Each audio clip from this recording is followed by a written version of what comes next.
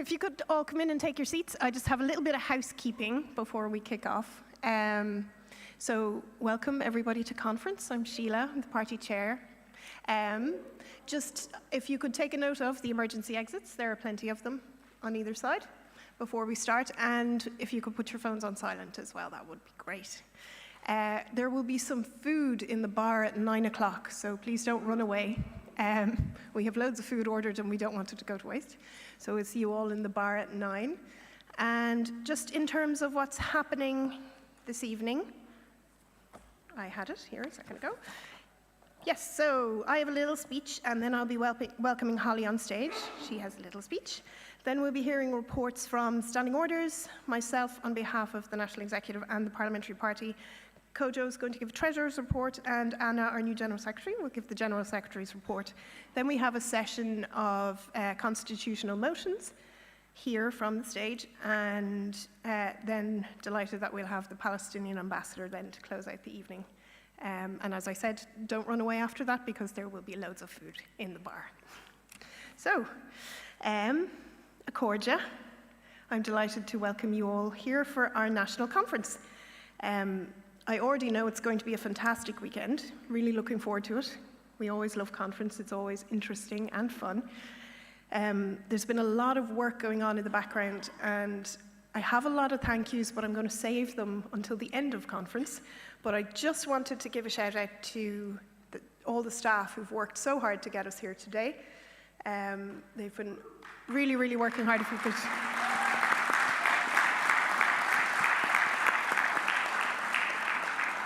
And also a thanks to the Standing Orders Committee, Elaine especially. They have a huge part in getting everything ready for conference, all the motions and everything. So a little round of applause for Standing Orders. I'm sure you've all already seen the conference program. There are some hard copies, but also it's online. And if you've had a look, you'll see the caliber of speakers that we have lined up. It really speaks to us as a party that we can attract such great people here to speak to us. So really looking forward to that. Conference is a unique opportunity for you guys, our members, to engage in party democracy. So we've loads of important motions to discuss and vote on.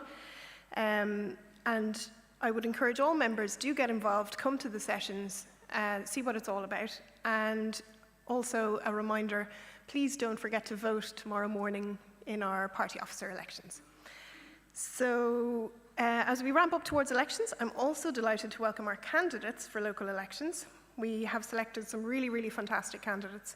As someone who ran the last time, I thought it was a really, really hard standard to beat, but like we're really getting there now with the candidates we've selected. Just the people I've met and the work they're doing in their communities is just fantastic. And for all the members, please don't hesitate to say hello and have a chat to the candidates. I'm sure they'd love to meet you. Take a few selfies, push them on your social media, you know yourselves. So I think it feels like our year this year, it really does. And please don't forget your participation as a member is really what makes elections and is what gets people elected, whether that's canvassing, helping out with campaign teams, sharing things on social media, putting up posters. The members are really invaluable, and it's our members that win elections for us. So I would encourage everyone to get involved over the next few months so that we can, I have this quote here, I always hate this quote, so that we can win hearts and win seats. So just a little bit more serious, every time recently there's been like an event or a special day, like, you know, a holiday, Christmas, or even Valentine's Day just gone, I just feel like the world is a little bit wrong at the moment. Like it feels really wrong to be having these celebrations with our family and our loved ones. And even this weekend, I mean, I'm so excited and enthusiastic about conference, but in Palestine, lives are being lost, you know? And every time I celebrate something with my family, I think of the families in Palestine. I think of the children that are never going to come home from school with their Valentine's cards, the way my daughter came home from school the other day. And I think, I'm really honored for that reason that we have the Palestinian ambassador here to speak to us, because it will help us, for me anyway, it will help me to balance those two dichotomies in my mind, to acknowledge the suffering that is ongoing even while we're here being hopeful about the future.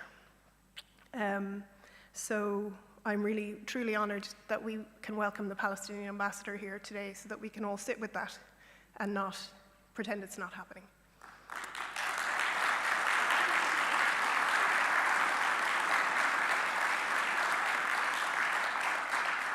And I'm sure you'll all join me in sending our unwavering love and support to the people of Palestine.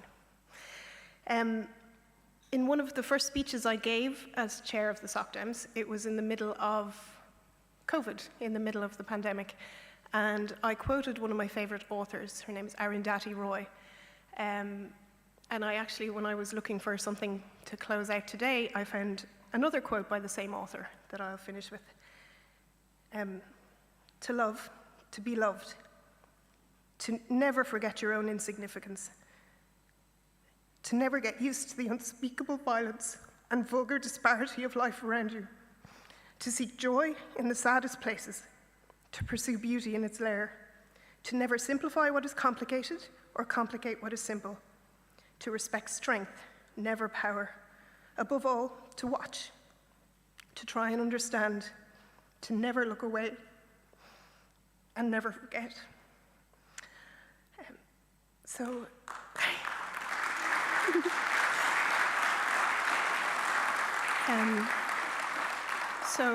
everybody, vote, debate, and be merry. Conference is open.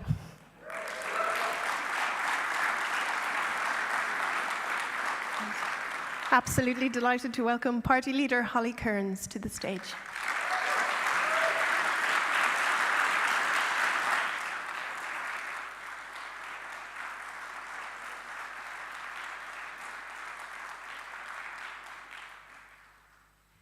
Hi everyone, and welcome.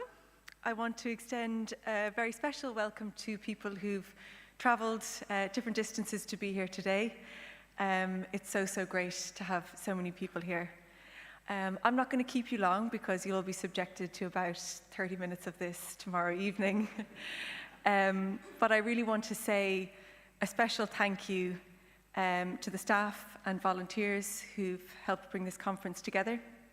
I want to say thank you to UCD for hosting us. And the biggest thank you that I want to say today is to Sheila, to our outgoing chair. We have had 3 years of Sheila as the chair of our party, 3 years of blood, sweat and tears, but also lots of good times. She has been really dedicated, so hardworking, and we feel so lucky to have had you during this time.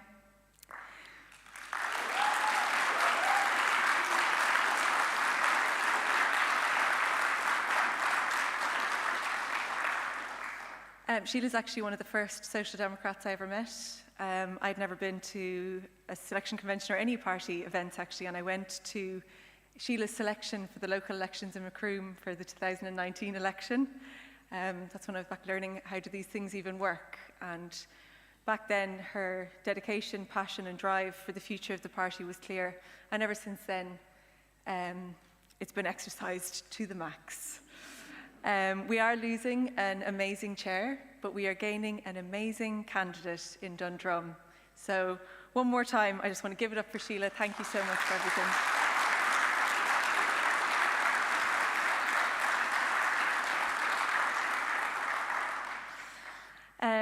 This is an election year. I think more elections than ever before globally, but also in Ireland. Obviously, we have the locals, the Europeans, a referendum and potentially general election. So it's a really exciting time for the party, and I really hope that everyone will make the most of this weekend. We have canvassing training, we have social media training, we have more Mná training. Please make the most of it. We also have really interesting panel discussions, really amazing guests. We'll be talking about climate, housing, disability, economics and more, all of the major issues that are facing the country and that will be massive in the upcoming elections. We also have our own elections for the National Executive and for the Standing Orders Committee. please make sure that you have your vote. I also want to thank all of the outgoing members of the National Executive. Along with Sheila, I know how much work you've put in, and we're so, so grateful. Same goes for the Standing Orders Committee. I don't think we realise how much work goes into these voluntary positions that are the wheels of the machine in the party, and we are incredibly grateful for all of your time and dedication to the party. Thank you so much. I remember going to my first conference. It was in Dublin, and I came up with my dad. He dropped me here. And God, looking back on it now, I had no idea that the people I met that day are now people who I know so well. It's the first time I met Gary. Some of my really close friends, my colleagues. So I just say to people, if it's your first conference, enjoy this, make the most of it. You couldn't find a friendlier bunch.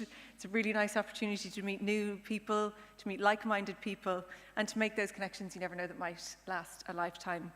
I hope everyone has an amazing weekend. This evening at 7:45, we will be welcoming the Palestinian ambassador. I really hope to see you all there. It's a huge honour for us to welcome her to our party conference at a time like this, and I will leave further discussions about Gaza until later on, until that happens, but I really hope as many of you can be there as possible. On that note, I am going to hand over, we're going to do the reports from party officers, so I will hand over to Elaine Hickey, the acting chair of the Standing Orders Committee. Thank you so much.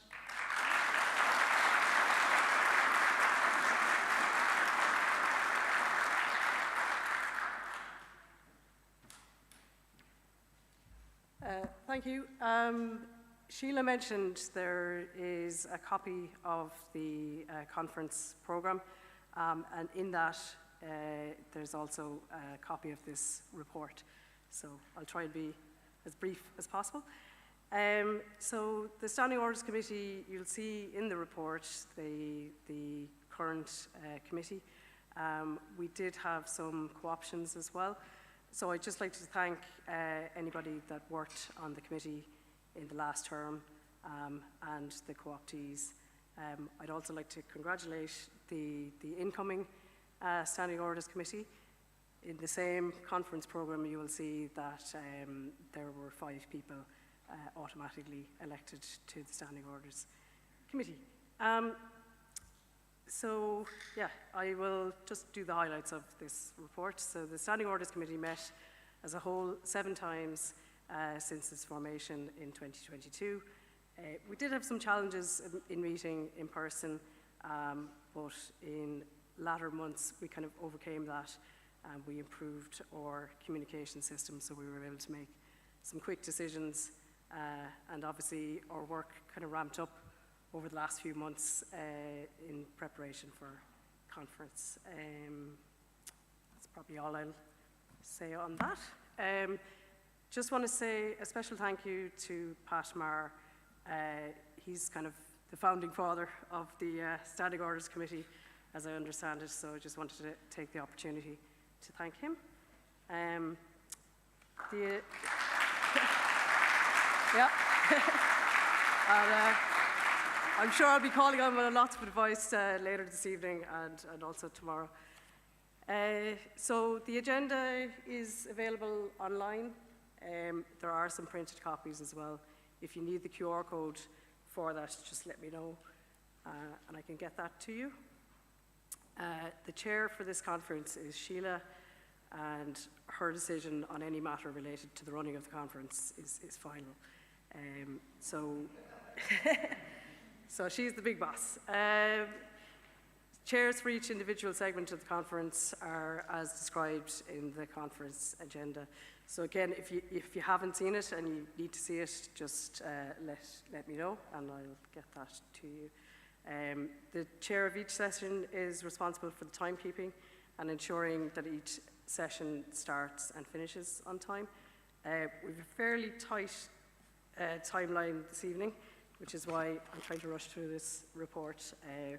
But if everyone can kind of stick to the times, that would be appreciated. So the report on the work of the Standing Orders Committee as per the Constitution, which I also have printed copies of, if anybody wants to see those. I believe my colleague Ken, who is there, has the printed copies of the Constitution. But our work is laid out in Article 5:12.1 of that Constitution. So the work entails managing and verifying nominations submitted for posts created by the Constitution, checking the validity of all proposed motions and amendments submitted, drafting composite motions if appropriate. This time we didn't actually have any composite motions. Compiling valid motions and amendments for National Conference, which again is in the conference programme, and preparing a preliminary agenda and final agenda for the conference, which I've spoken about a lot now, so I think you are familiar with that, and managing elections and voting on motions at National Conference.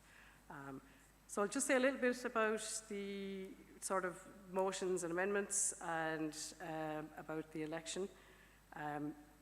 This evening, the plenary session will be all of the constitutional motions and proposed amendments.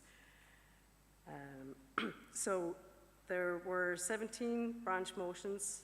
One motion was subsequently retracted, and one motion was a duplicate, so that was merged.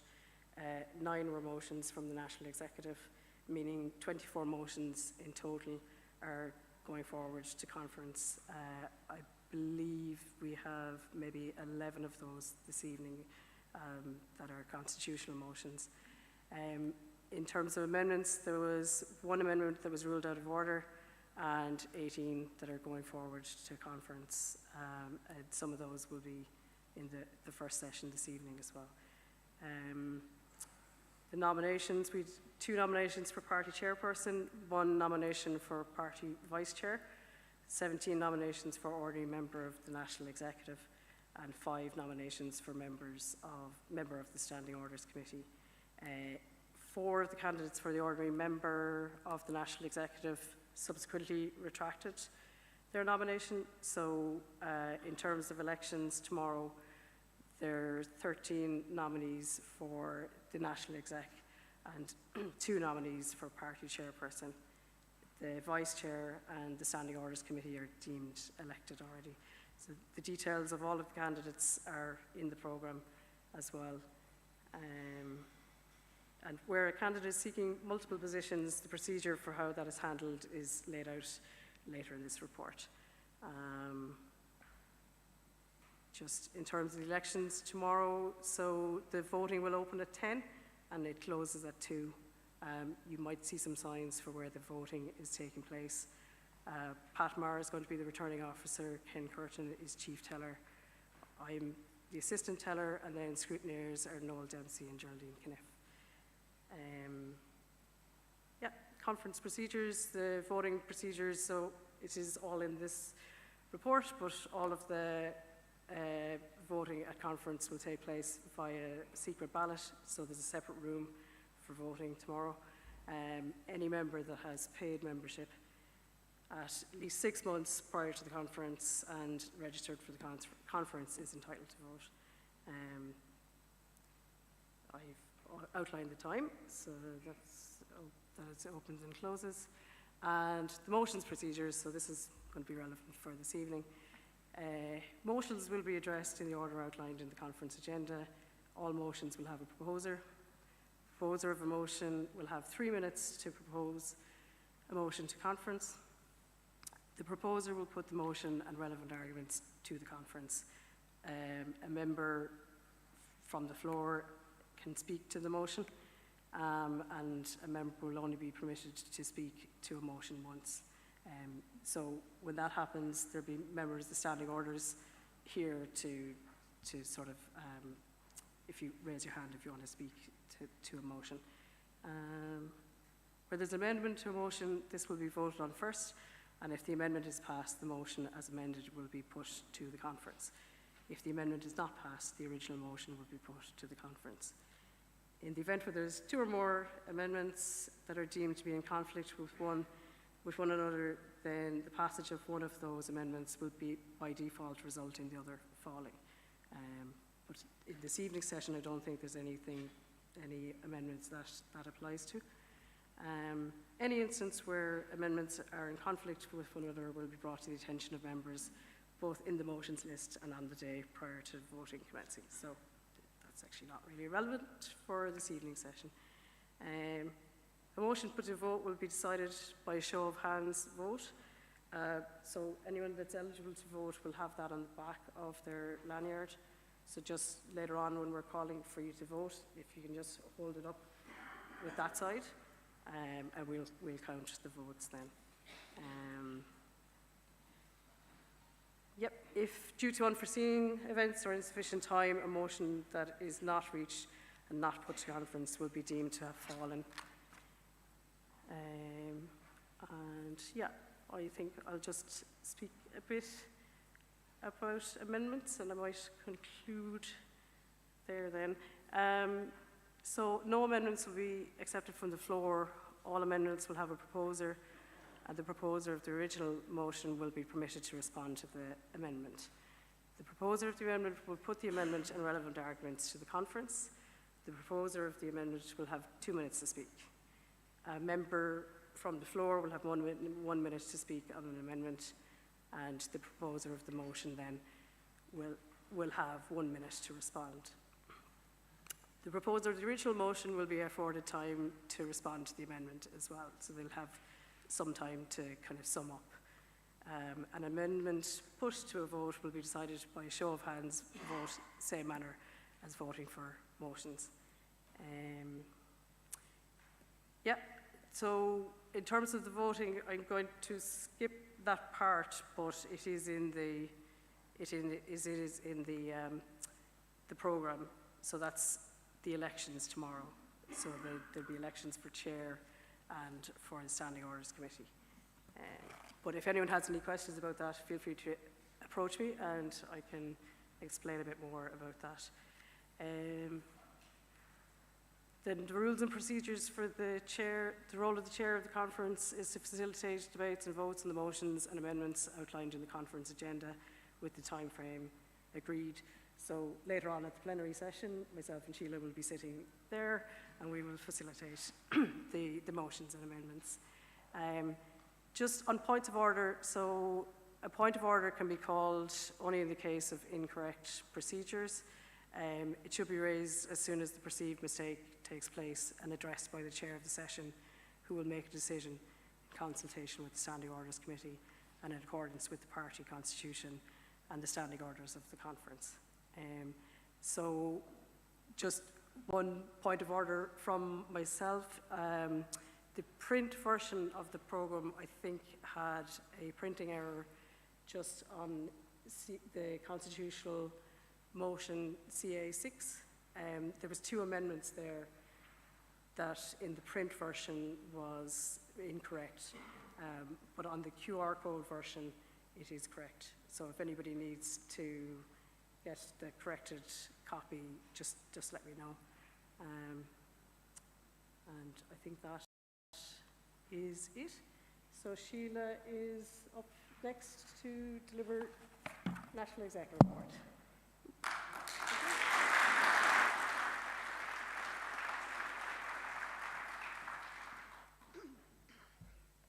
Right, I know I said it already, but thanks again to Elaine and the Standing Orders Committee for all their hard work.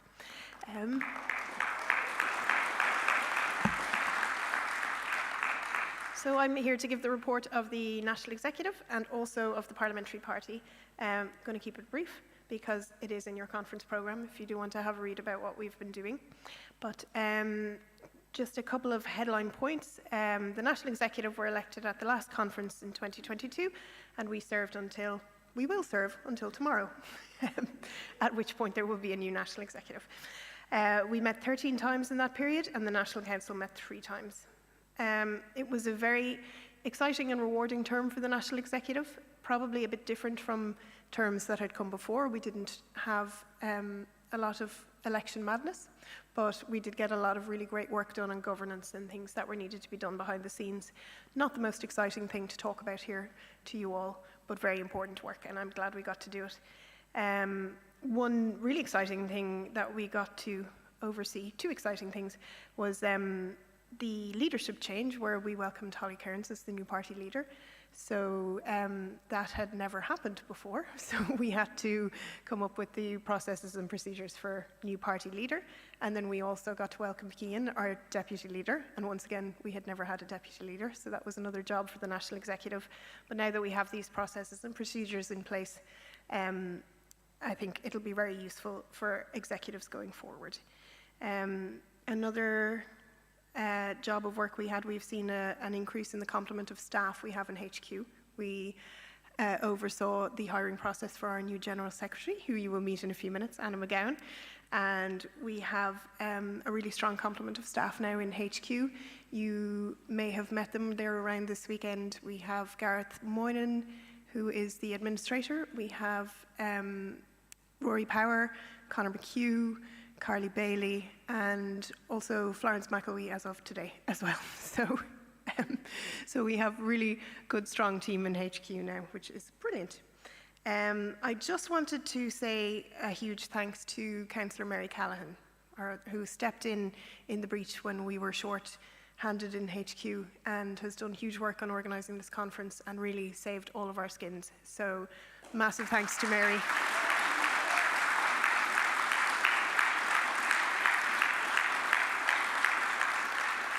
And I'd also like to give a shout out to Ryan Kelly as well, who has been shoved over into HQ a couple of days a week to help organise this conference and has been absolutely invaluable. So huge thanks to Ryan as well. And thanks to Roisin for letting us have Ryan. So another large part of our work has been candidate identification, selection and support, has been keeping everybody busy. And as I said in my speech, that has gone brilliantly because we have a load of fantastic candidates now for the local elections. A couple of headline things that happened. It was great for us to be able to approve the co-option of Carl Stanley to cover for Councillor Catherine Stocker, who was the first councillor to take maternity leave in the country. So a huge step for us. I just think it shows what a friendly party we are to women and family friendly, and we've always been that way, so it was great that we got to be the party that had the first candidate to take, or the first councillor to take maternity leave. In June we had a special conference. We presented several motions we felt were necessary for governance, and delighted that they all passed, and there are some more constitutional motions, as you know, this evening, which we will get to. Huge thanks to Kojo, our treasurer. Can we...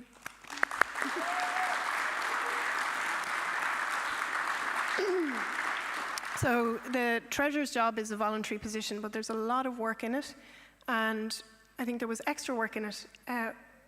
Kojo has taken on a lot of extra oversight of finance and budgets recently, and has been like, it's been like a full-time job. So massive, massive thanks to Kojo.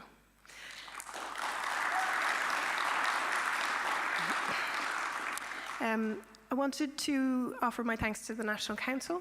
Again, volunteers taking on this role, really do appreciate anyone who puts their hand up for a volunteer role. So thank you to all our National Council reps. And then my biggest thanks to the National Executive. You've been fantastic. It hasn't been an easy term. And I will say to anyone who's running in the elections tomorrow, it never is easy, but it's incredibly rewarding. You learn loads and it's really interesting. And the National Executive went above and beyond this term, so huge thanks to all of you. I have really enjoyed working with you.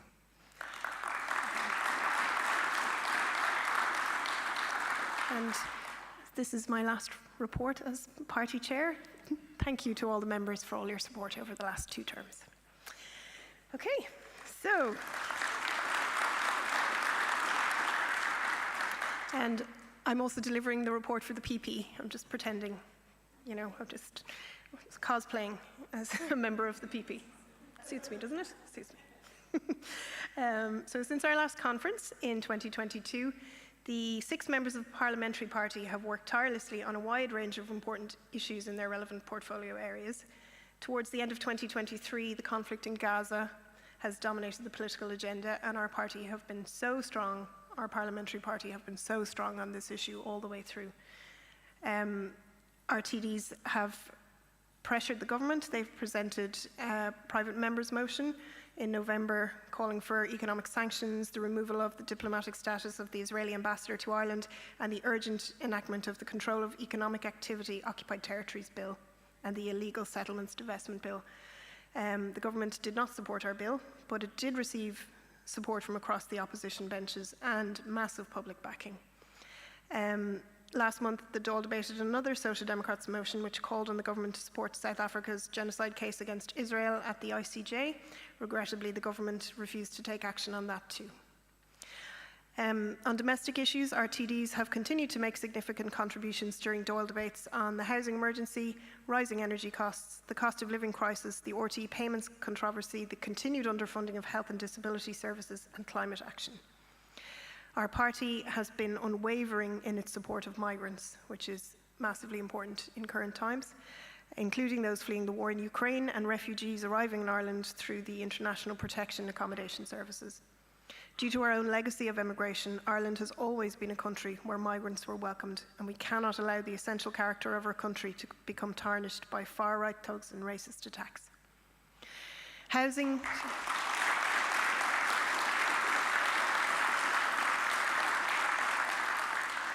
housing, children and climate action were the main focus of the Social Democrats' alternative budget, Unlocking the Future, which was published in October. It set out a clear and costed plan to tackle the core of the housing disaster, the affordability crisis, eradicate child poverty and support families with enhanced maternity, paternity, parents' benefit and childcare, while we also set out a plan to use budget surpluses for a $6 billion climate transformation fund. And within the conference programme, if you want to have a look at what the individual TDs have been working on, there's a great section there after the parliamentary report where it breaks down what each TD has been doing. I won't read it to you now, but I'd just like to take a second to thank the parliamentary party, our TDs, for the fantastic work they do, and I'm so proud to have them representing us in the Dáil. They're just fantastic.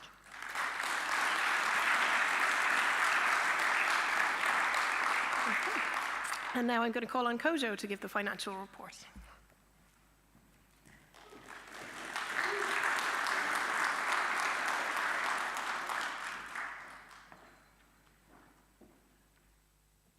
Thank you very much, Sheila. Thank you, conference.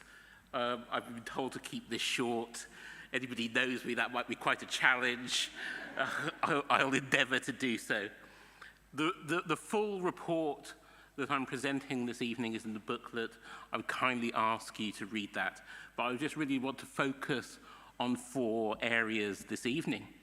So firstly, in terms of our state funding, we are funded partially by the state, and in both of the 2 years for 2021 and 2022 that we're formally reporting, and it also continued into 2023, I've had the great pleasure as the Treasurer to tell people, please, for the love of God, spend more money. We are getting there slowly, but we have been running some significant surpluses. I will continue to say this to the National Executive and the Parliamentary Party. There is money there to do work, and we continue to do so. We continue to increase and to invest in our staff and in our candidates through that money. However, that money can't be used on anything that says vote number 1. And that's where we have more of a challenge. We need a massive election budget. We have some. I was counting through the pennies. I'm not going to tell you how much it is because it sounds a lot more impressive when you say it out. But in the context of Fianna Fáil, Fine Gael spending millions in the last cycle, we only spent 66,000 in the last general election, and we need all of your support. And I thank everybody here this evening who donates or supports the party in any way. That money goes directly into elections. So thank you for doing that, and I hope you will continue to do so as time goes through. And in that front, I don't have my glamorous assistant with me here, but we do have merch, which was requested and voted on at several conferences ago, that we have merch. We have finally done it about 2 2 years too late after it was requested by this conference. So please don't make us regret that mistake. It's through there in Hall B. There are sweatshirts, there are mugs, there are plenty of badges. Please make sure that we leave the hall without any of that this evening, and you take it away with you. So that's really sort of concludes my report. It's really my greatest pleasure to welcome our new General Secretary, Anna McGowan, to the stage.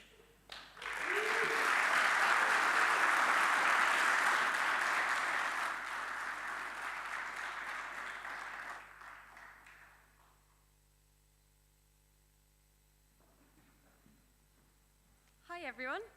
I'm absolutely thrilled to be here. I'm really, really happy to join the team, and it's just I've had such a warm welcome from the team and from the members and the councillors today. So I can't thank you enough. I am under extremely strict instructions to keep this as brief as possible because we are running a little bit over time.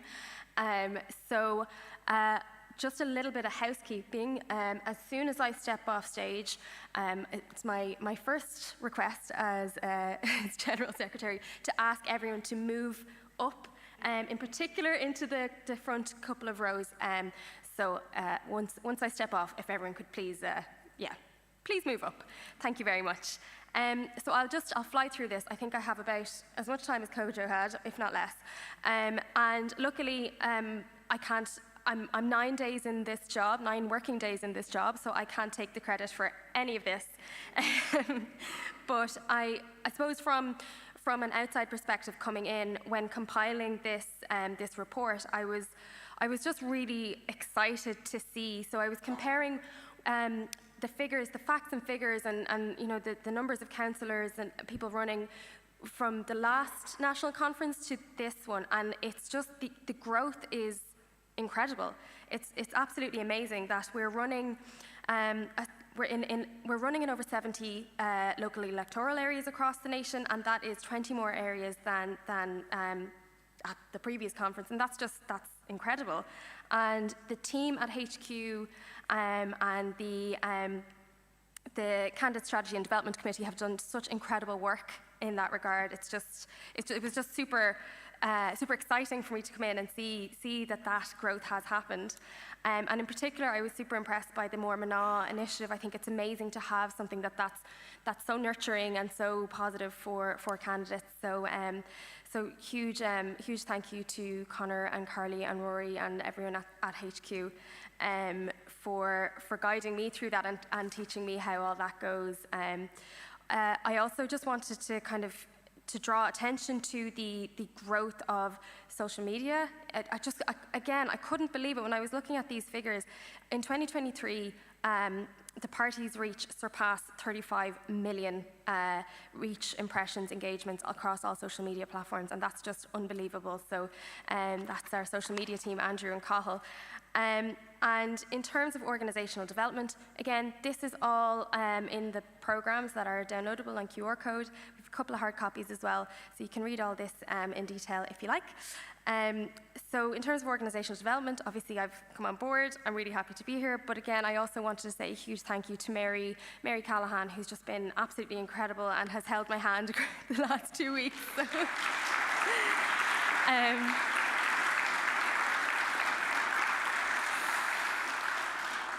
the strategy very much going forward is as Kojo was saying, spend a bit of money, enhance all of our HQ systems and our policies so that we can better support the party and its branches and the candidates during these very, very important elections coming up. Okay, I hope I kept that fast enough. We are going to kick into the next session now, but if everyone could move up, don't be shy. Thank you so much, and looking forward to working with you all.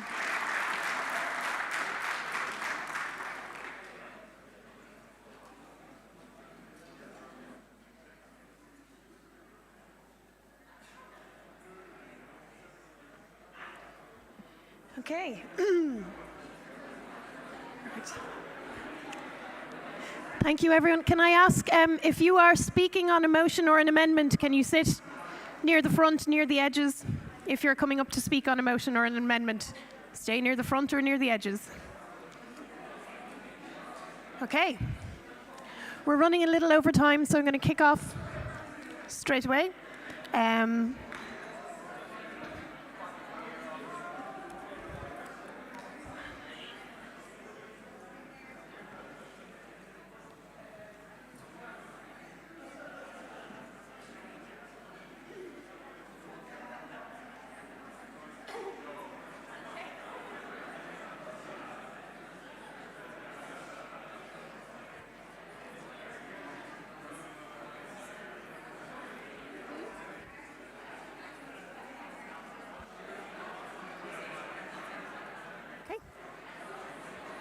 Right. Okay, everybody. Let's kick off. We're running a little over, so we're going to get this done quickly. Unfortunately for you all, I got my bell back, so going to be sticking very strictly to time. If you're proposing a motion, you have 3 minutes to speak on it. There is a timer. Please do keep an eye on it. If you run over, I'll be ding-ding-dinging and making you stop talking.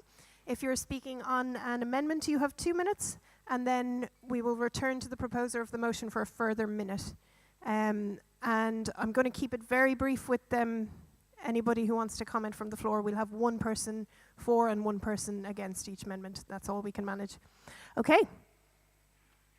Can I get the proposer of CA1, please? And also the amender from Kerry, if you could be ready to pop up as well. Come on up. Come up, yeah, come up. Keep that for the floor, yeah. Okay, Owen. Owen Hayes from the National Executive / Dublin South Central. And candidate for Rathmines. Kimmage Rathmines, yeah. With Rathmines, sorry. Thank you, Sheila. Hello, everybody. Great to be here. Lovely to see everyone as well. It's great to have everybody forward. I can see all your faces. So I have 3 minutes, right? This motion is about candidate selection. So really importantly, this motion is about reflecting the process that we have at the moment. It's proposed by the National Executive.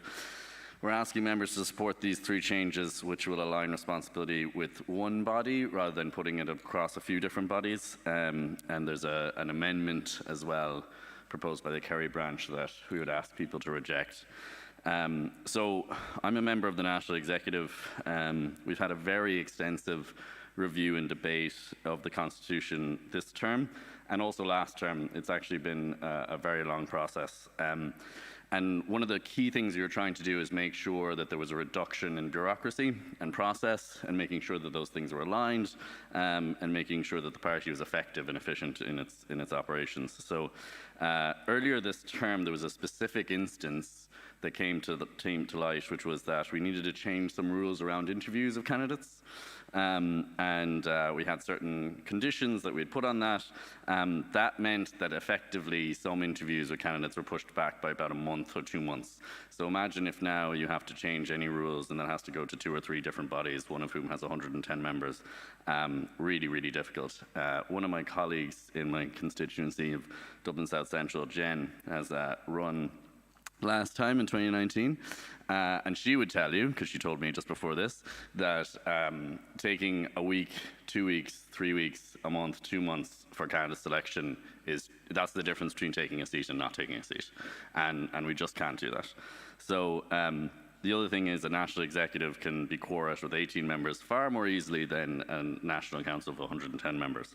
So, so we expect, obviously, to contest the local elections in June and a general election within 12 months, and we'd like to make sure that we have the best processes possible to be able to do that. So let's fight this election with the best, most efficient, and most effective processes that we have. How much more time do I have? Is that? Oh, 30 seconds. Okay, well, with that, just because I have a stage for a moment, do you see the quote up at the back? Welcome, O life. I go to encounter for the millionth time the reality of experience and to forge into the smithy of my soul the uncreated conscience of my race.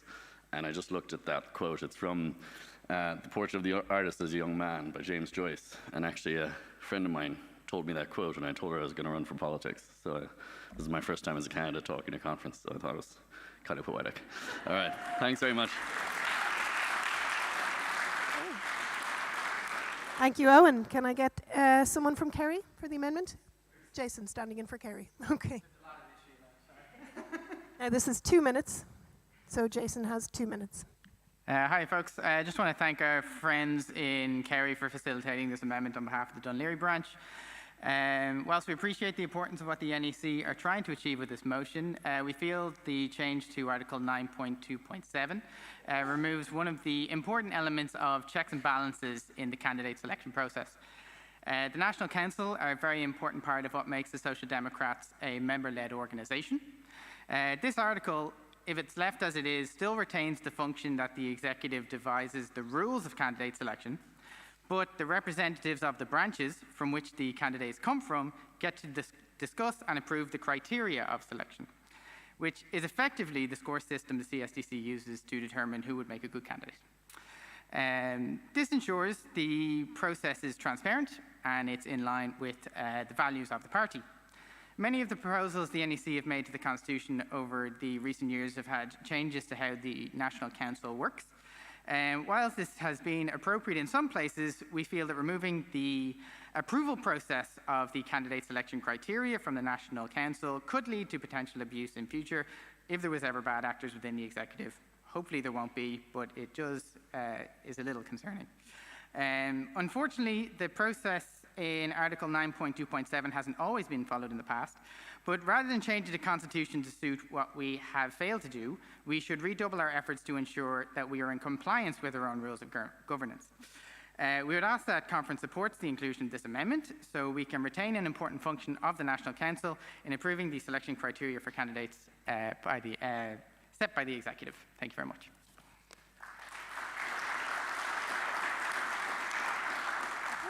And now we have 1 minute for Owen to respond. Sorry, I should have said when you're proposing an amendment, maybe stay on the stage. I should have said that. Yeah, sorry about that. This is just something that I think is going to come up a few times. The National Executive has 18 members. 12 of those are people that are ordinary members. So they're elected by you. They're one of you. You're going to elect them at this conference. And so it's really important for us to acknowledge that the National Executive is not departed from the membership. It's not something detached from the membership. It is all of the membership. It's dominated by the membership, actually, and the representatives of the membership. So I think it's really important that when we consider some of these points on checks and balances and how the party should work, that we recognize that the National Executive is mostly made up of members. And that's how we're going to make a lot of these decisions. A council at 110 people, it's just so difficult to get processes or procedures put through a body like that. So I'd really encourage people to reject this amendment and vote for the motion, please. Thanks. Thanks, Owen. So, how this works is we vote on the amendment first. And Elaine explained the badges if anybody wasn't here. If you're a voting member, it will say voting member on your badge. Which side do you want to hold up? Hold up the purple side. Okay, hold up the dark purple side. Okay? So when I call the vote, hold up, and we're voting on the amendment first. So on what Jason spoke on. If everybody in favour of this amendment could raise your lanyard, please. And against the amendment. Okay, the amendment falls. And now we're going to vote on the motion. So everyone in favour of motion CA1, raise your lanyard, please. And against? Motion passes. Okay, thank you. Time for CA2. I believe this is Kojo, Party Treasurer. And Kojo has 3 minutes to speak on this.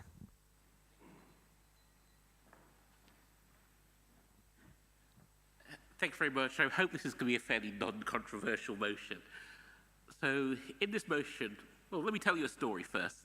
As Treasurer, I'm appointed by the National Executive. However, when we were reviewing the Constitution, we noticed there's no way to remove the Treasurer. So I could be halfway to Brazil with your money, and you couldn't remove me. The purpose of this amendment is to remedy that and to put some oversight. You know, to use the Tony Benn's famous quote, you know, one of his 5 questions for the powerful, how do I remove you? And there was no answer to that question in the case of the Treasurer. So I'm asking you to support this motion to resolve that, and I'll heartily promise not to be embezzling any money in the short term. We also, in this motion, are trying to just tidy up some of the wording as it relates to financial reporting.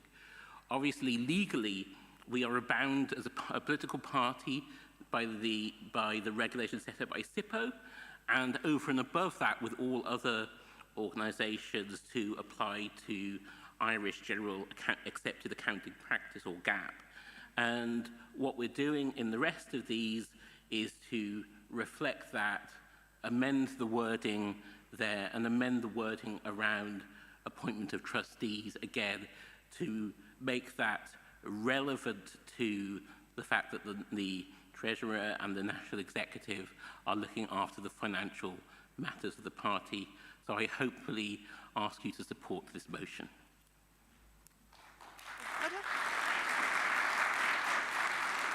Okay. There are no amendments to this motion, so everyone, can everyone in favour of this motion please hold up your lanyard?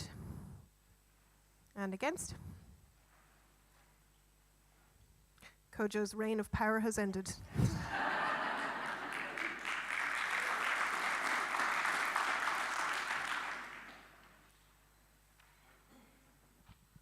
Oh, sorry, and CA3. Markan, you have 3 minutes. Thank you. Friends, comrades, citizens, when a nation decides to create a constitution, and organizations too, they often have to think about how we make decisions. And democratically, often that is about, simple majority voting. But certain decisions are big, and they need a bigger kind of test. And you'll see in different countries they will have 3/4 or 2/3 or some kind of double majority kind of system, for those big moments of removing somebody or, changing the constitution or things like that. We went a different route. We have 60% to go into government. We have 67% to get rid of Kojo, or if we wanted to do a thing with the, change leader through the NEC, or we need double unanimity if we want to change the constitution. What are we doing here, folks? We need to have one simple high test. Most things, simple majority, but for the big test, we go with one thing, and that is 2/3, 67%, whatever we're doing, let's do that. And we're looking for that kind of consistency. A constitution of a political party that hopes to govern in this country should be consistent and have a very clear logic about it. Also for the members, so they know what's going on. The other thing is, if you look down a little bit further, is how we change amendments. Now, the party is different to how it was when this was written. When this was written, 13.2.7, you had 2 TDs who were the co-leaders who both sat on the executive. That's different now. We have 6 TDs, and within the next year, we'll have a lot more. It is not a good idea to have that to be unanimous, nor is it a good idea for the executive to have to be unanimous. I mean, look at me. I have grey hair from being, when I was elected 3 years ago to the executive, it was all brown. It's gone grey. Is that stress? No, it's wisdom, political wisdom. Some people might even call me the Gandalf of social democrats. But even I should not be able to veto any decision at the executive. No one should. 2/3. The other thing about it is, as we read it here, the parliamentary party is supposed to be the initiator of the constitutional change. But they're pretty busy doing parliamentary business. They're incredibly busy. It is the executive that figures out what's going on with the constitution. It is our meetings where and honestly, every second or third meeting it came up. you know, about different things going on, or between meetings referring, what's this about the Constitution? What does the Constitution say? We're the ones that will figure out there's a problem, and we put it to that. So we ask you to make it make sense. Thank you. All right. Mark. I'd like to thank Mark for allowing me to use my bell for the first time. Now there's a proposed amendment from Cork South Central, and Jason is going to speak for Cork South Central. And Jason has 2 minutes. We have a lot of friends in Dún Laoghaire, and there's a lot of thanks. So yes, thanks to Cork South Central for facilitating this amendment. Look, this one's pretty straightforward, and we really appreciate the intent behind the NEC's motion. It really is important to ensure we have clear support from the membership when we're entering government, and all those other lovely bits that are involved in that motion. And we certainly don't want to end up in a Brexit situation with a 51-49 split between the members. The Constitution already has a built-in supermajority of 60%, which we feel should be enough of a qualifying quorum to ensure the membership are not left with a general feeling of division. We were discussing this motion between the members of the branch in Dún Laoghaire, and we agreed that it would be incredibly disappointing if we found ourselves in a position where 65% of the party membership had voted to enter government, and we still hadn't achieved the threshold to do so. The Social Democrats are an ambitious party that want to enter government with a new kind of honest politics, and we feel the existing 60% supermajority is the right balance for the membership, the party membership to achieve in order to enter government. So I would ask conference to support this amendment and retain Article 10.3 as it currently is. Thank you very much. Thank you, Jason. Mark? So Mark has 1 minute to respond. Thank you. Just on behalf of the National Executive, I'm asking you to reject the amendment and to support the motion unadulterated, as it were. As I said, the consistency is one thing, but there is another element, and that is about entering government. Now, the last time I was in UCD was in 2011, when the Labour Party were making the decision to go into government. What a fateful decision that was. But there was over 75% of the membership agreed to go in and make that colossal mistake. The Greens had over 2/3 of their membership back them to go into government now recently. It is vital, not just, you know, if we're going to make such a monumental decision that could really affect the party, that we have a large majority of the membership behind it. Because there will be tough times in government. And you need the membership to be on board. You don't want a smaller majority on that. You really need a strong majority so people are behind you and you can have confidence in that. So for that reason, please, you know what to do. Thank you. So I'm really sorry. When we were voting on the first two motions, I made a very small mistake, and I had said I would open to the floor for 1 for and 1 against, and I did not do that. So if anyone was really hoping to push the pro-Kojo agenda, I'm very sorry. But I will do that now. Would anybody like to speak against the motion? Anyone like to speak against? Anybody for? If anyone wants to speak for? Great, let's vote. Okay, so we vote on the amendment first.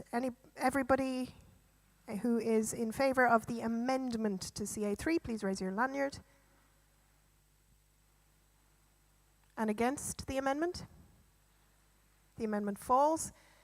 So everyone who is in favour of motion CA3, can you raise your lanyard? And against?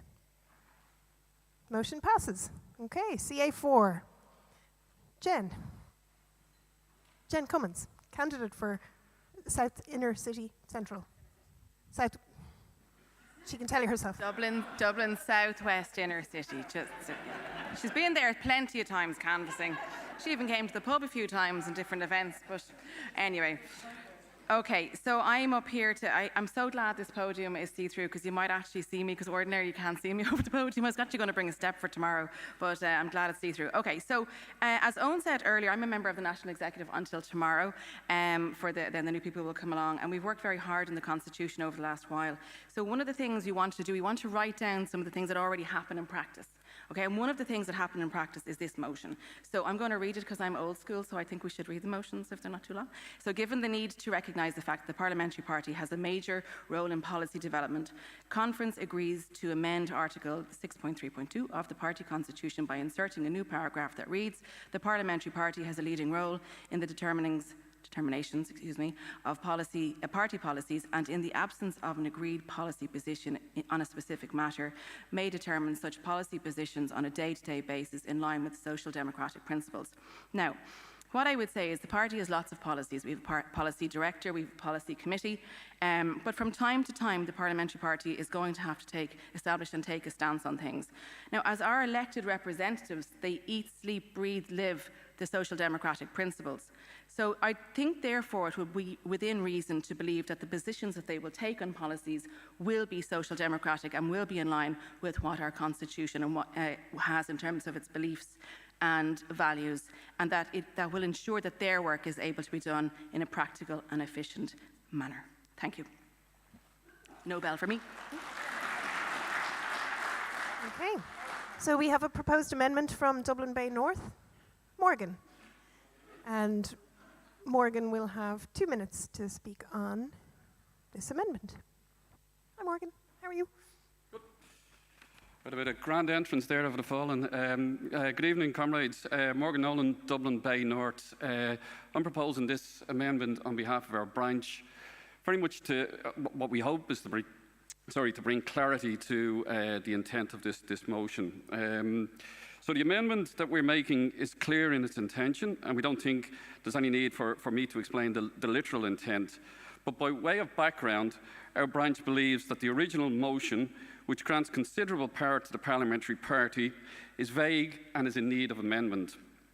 We appreciate the need for the parliamentary party to have the ability to respond to emerging issues, especially in the absence of a party policy on any given subject. However, we feel that the original motion subjected the parliamentary party to act in accordance with social democratic principles in the absence of policy. We consider this to be vague and felt it would be more reassuring if these principles could be defined. So we sort of said, well, where's the best place that we can find a definition for social democratic values? And I have to tell you, comrades, it's in our own constitution. If you haven't had time to read the principles, they're laid out very clearly. We've got very strong social democratic values set out there in the first section of our constitution, and they fall under 4 headings. Equality. In a time when there's growing inequality in the world, what better value could we have? Progress in relation to the liberal agenda that has been pushed in workers' rights. Those are very relevant issues that still have demands in our society today. In democracy, which is clearly under threat on a global level, we've set out our values in our constitution, and on sustainability, particularly with the climate crisis. So under each of these headings, we've set out our beliefs and our values. Personally, I'm very proud of what we have achieved in 4 short clauses, and when we get set to act on these values in government, and we truly transform Irish society. In the meantime, I'd ask you to support this amendment. Thank you.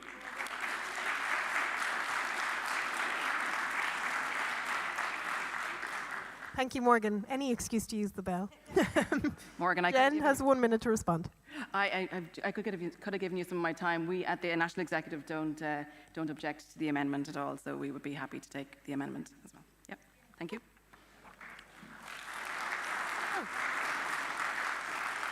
Would anyone like to speak against the motion from the floor? Anybody? Yeah, John. There's a microphone coming up to you there now.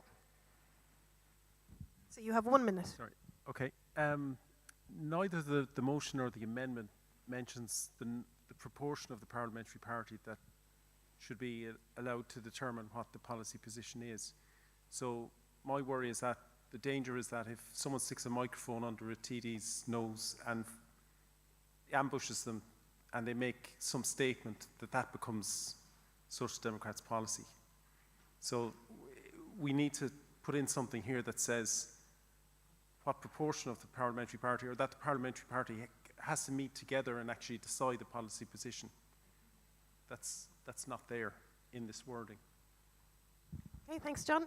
Would anybody like to speak for? Point of information. Yeah, okay. The parliamentary party meets on a weekly basis in term. No, but I mean, if someone speaks out of turn, it'll come up at the parliamentary party meeting, believe me. Right, thanks. Anybody like to speak for? Angela? Oh, just to point out one word, it says an agreed position. I think if it's agreed by the parliamentary party, I think that would get you out of the ambush situation, but it's a reasonable query. Great, okay. Thanks. Let's vote on the proposed amendment from Dublin Bay North. Everyone in favour of the amendment? And against? The amendment passes. So now we'll vote on the amended motion, CA4. Everyone in favour of the amended motion? Against? Motion passes. CA5. Right. CA5. Who do we have speaking on this? Oh, hi, Elisa. Okay, Elisa has 3 minutes. Hi everyone. So I'm proposing this motion as I am one of 2 councillor reps sitting on the National Executive along with my colleague Councillor Aidan Farrelly. And during this term and the last term of the National Exec, we have sought changes to the Constitution along the lines that we are suggesting here tonight to help with our work on the National Executive as councillors. So there are 3 different parts to this motion.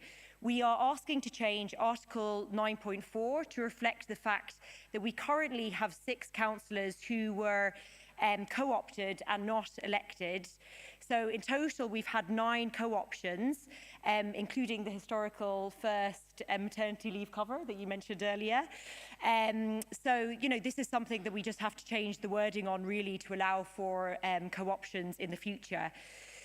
We also are seeking to change Article 6.2.2 to reflect that demanding a rural and an urban councillor as representation from councillors on the National Executive is exceptionally limiting, and it doesn't really make a lot of sense. Like, most of us have an urban part of our local electoral area and a rural part, so it just is kind of limiting really who we can have as councillor reps on the National Executive. We are also introducing the new Article 6.5.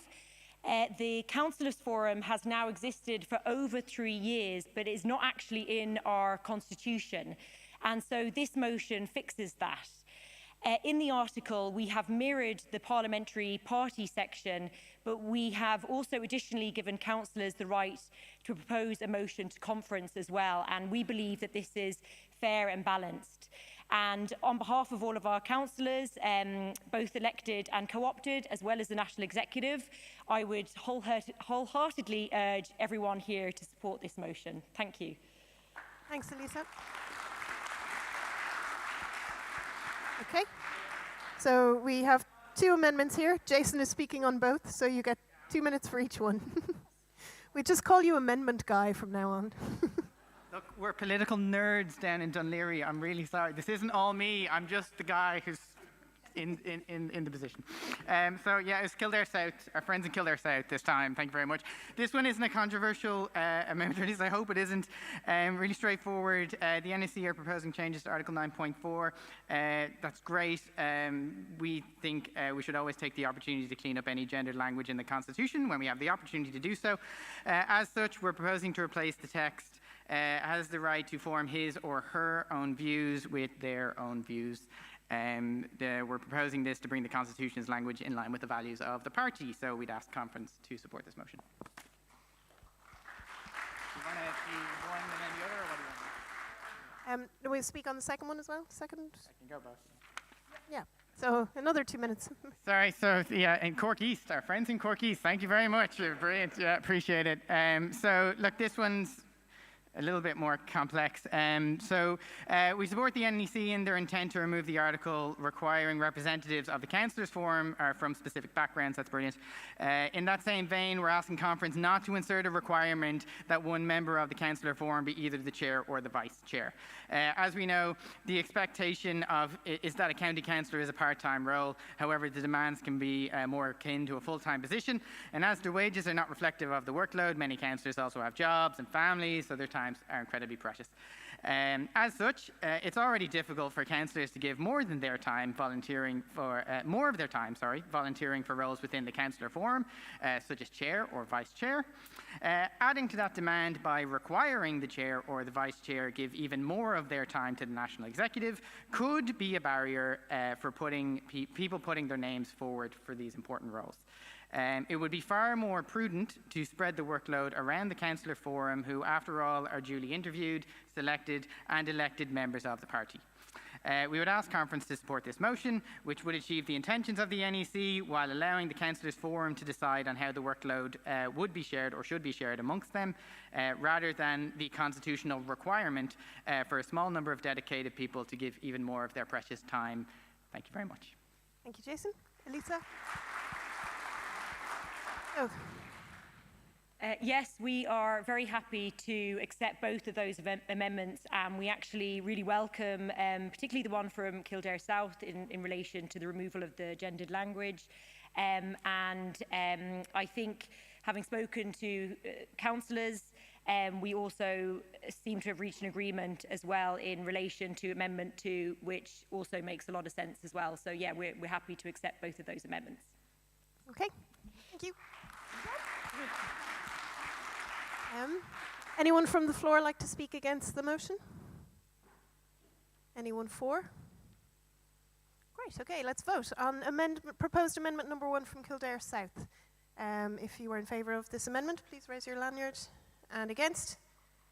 Amendment passes. And amendment 2, if you're in favour of this amendment, please raise your lanyard. Against? Amendment 2 also passes. So now we'll vote on the amended motion. The motion as amended, CA5. If you are in favour of this motion, please raise your lanyards. Against? Motion passes. What a very positive day today is. Okay. CA6, we have our wonderful Vice Chair, Angela, speaking on motion CA6. Thank you, Chair. Hello, Conference. Angela Flynn, National Executive Vice Chair, outgoing, speaking to CA6. Conference, this motion does list many changes, 7 in all, but is mainly a housekeeping exercise, and in nearly all of these cases, these are things that the National Executive Committee already does, that every NEC has done for some time, be it approving terms of reference, standing orders, creating committees, filling co-options, and proposing motions, etc. There's 3 things that are worth explaining. However, one of the changes is giving clarity that the chair has a regular vote like everyone else, but also in the event of a tie has an additional tiebreaker vote. We should not wait until a tie actually happens before deciding what a tiebreaker means, so we've defined that here. Secondly, these changes curtail arbitrary NEC power by outlining that the NEC cannot just approve candidates without the CSGC also validating them, as well as the branch nominating them. This is a better reflection of our actual process, but also makes sure that the NEC can't go rogue. Finally, we're changing the language around LAORs to ensure that the NEC isn't obligated to appoint anyone into an LAOR position at the expense of other work. Instead of an expectation that we would always appoint LAORs, this gives us the option, rather than the requirement to do so, depending on the electoral strategy. And this is quite important, and it's worth noting that at the last local elections, less than 60% of our LAORs actually went on to contest the local elections. So if you want a more functional executive and party, I urge you to support this motion. Thank you. Thank you, Angela. So in the conference programme, there is a slight error. The amendments to this motion are not correct. The amendments. Yeah, an error in the amendments. Not in the motion. There's an error in the amendments. So there are 2 amendments. Are they done, Leary? Would you mind if I read the text of the amendments out? Just, yeah, I don't. Sorry. Just so that you all know what exactly we're discussing here, I'm just going to read the text of the 2 amendments.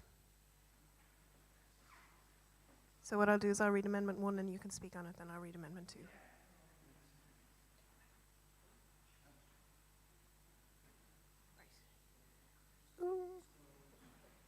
Okay, so, sorry, bear with me.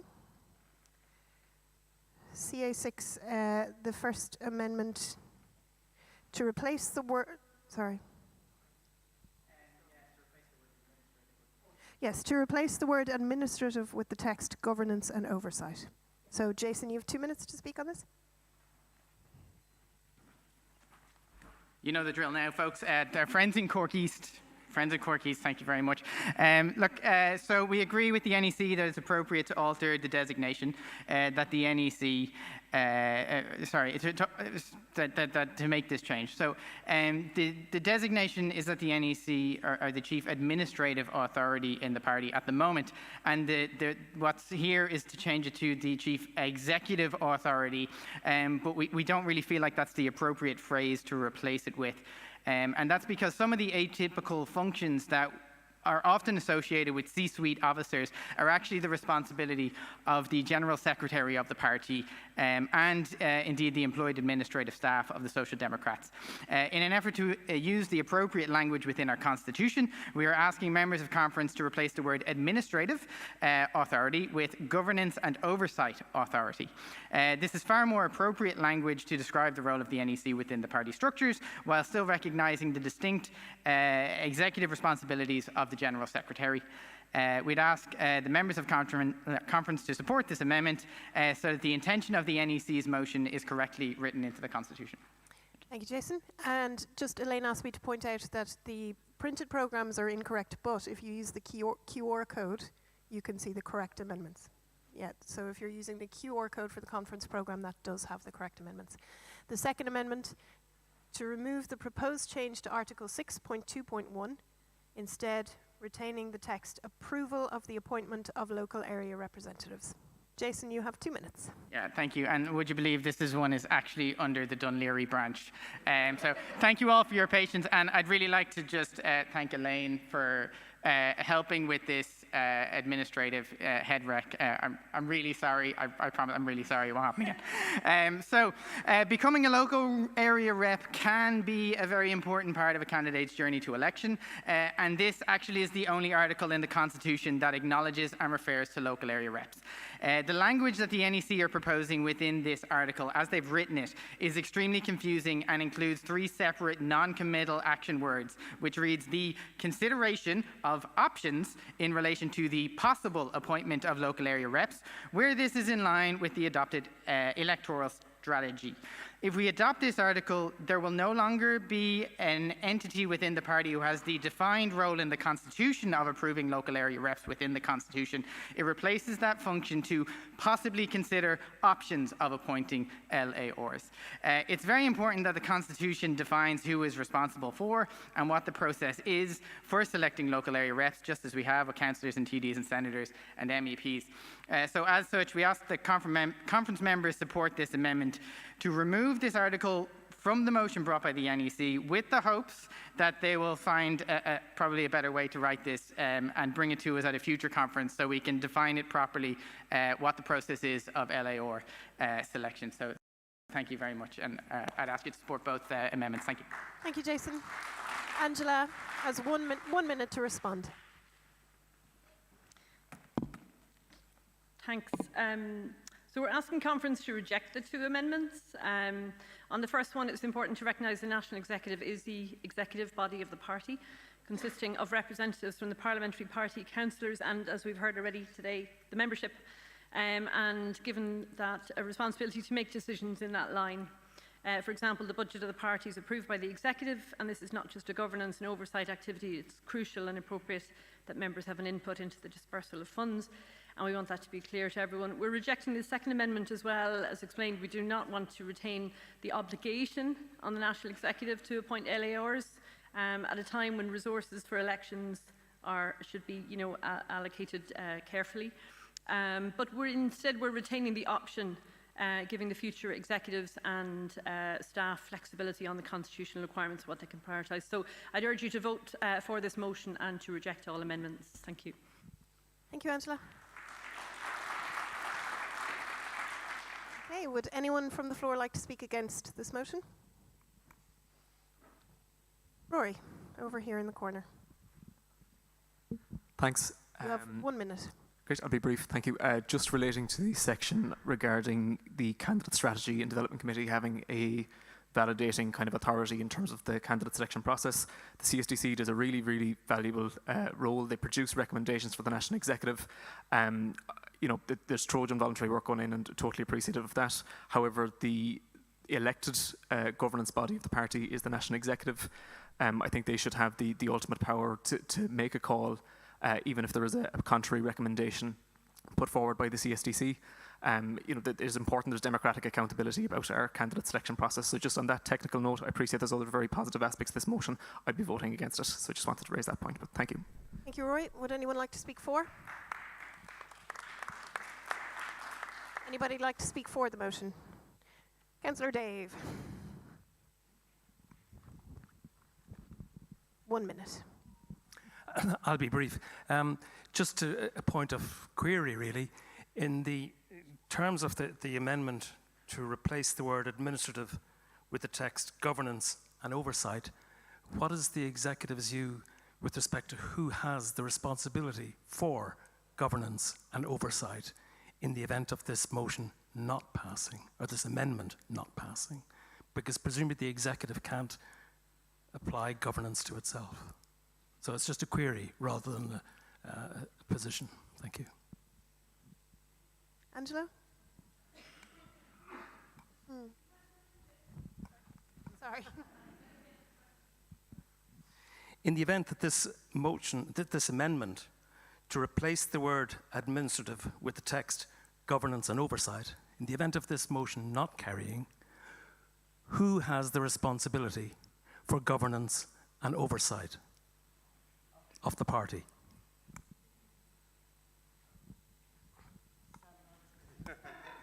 Sorry. Ken, standing orders, will you take this one? Sorry, just to be clear, on a matter like this, it reverts to the Constitution, so it's fundamentally the membership through the forum we're at this weekend. It'd be the primary, and all the other steps are still there. So regardless if the amendment passes or not, those processes are still outlined clearly in the Constitution. Does that satisfy your question? If you want a more detailed answer, maybe it's one for a few scoops later on, but that's the straightforward answer right now anyway. Okay, thanks, Ken. Okay, so now we're going to vote on proposed amendment number 1, which I don't have in front of me. Governance and oversight. Thank you, Jason. Proposed amendment number 1. All in favour of the proposed amendment, please raise your lanyards. Against? Falls. Proposed amendment number 2. Local area reps. In favour of proposed amendment number 2, please raise your lanyards. Against? I think we need a count. Yeah, Ken, can we give a count? So if you are in favour of proposed amendment number 2, please raise your lanyard again and hold it up. I'm just going to do a quick count.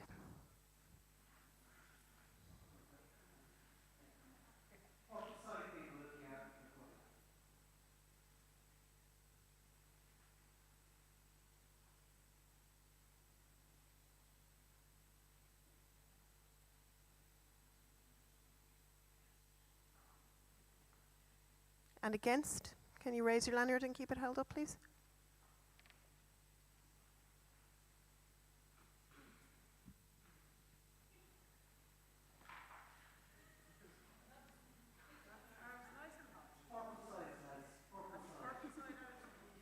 Dark purple side. It's kind of lilac.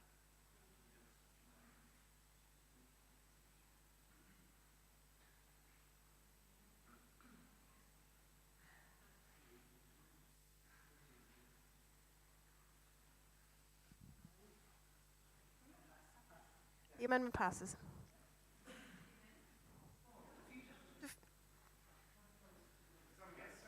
No, second was against. Yeah, second vote was against. Falls. Sorry, folks. Sorry.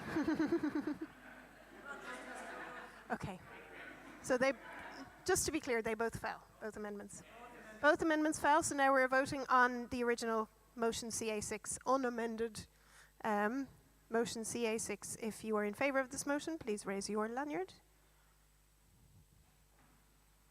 I'm going to make us count again. And against? Yeah, we have to count. Sorry. Okay, 4. Hands back up, please. 4. All for this motion. Hands up.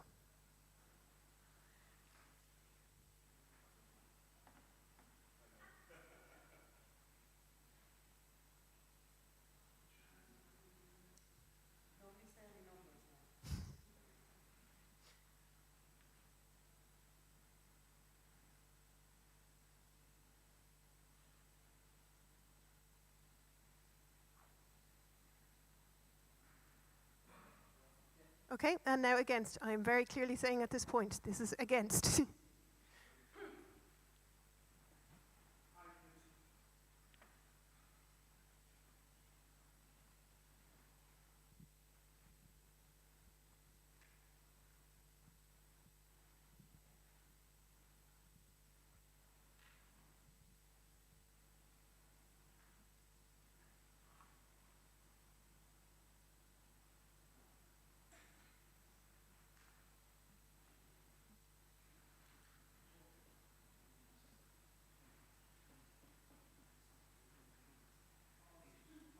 Okay, this motion falls, was defeated.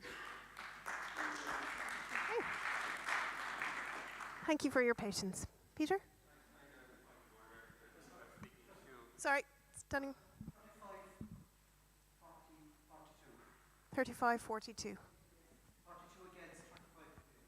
42 against, 35 in favour. Thank you. Peter? It's not about the motion. Sorry, this isn't about the motion, is it? Yeah, Peter Melrose, Kildare North. Can I just, if people are speaking to or for a motion, can you please state your full name and your branch or your role within the party, just for clarity of who's speaking, please? Sure. Okay, we are now on to motion CA7, Tipperary branch. Alan. Alan is our candidate for Tipperary North or South? Care. Sorry, Care in County Tipperary. Care that I have called Cahir for the last 40 years. I won't get us many votes. Thank you very much. So I'm speaking on the Tipperary branch's motion to reinstate the appeals process within the party, which was removed during the recent constitutional changes. We believe as a branch that it's important to have a robust appeals process to adjudicate any matters of discipline that should arise within a party. It's good governance, it's the best procedures to put forward, and we believe it gives us the credibility to deal with any issues that will be presented in the same way that we would expect any other body or institution to have the best process put forward. That's all I need, and we're happy with that. Right, thank you, Alan. Okay. So the listed amendment to this motion has been withdrawn. So would anybody like to speak against this motion? Gary?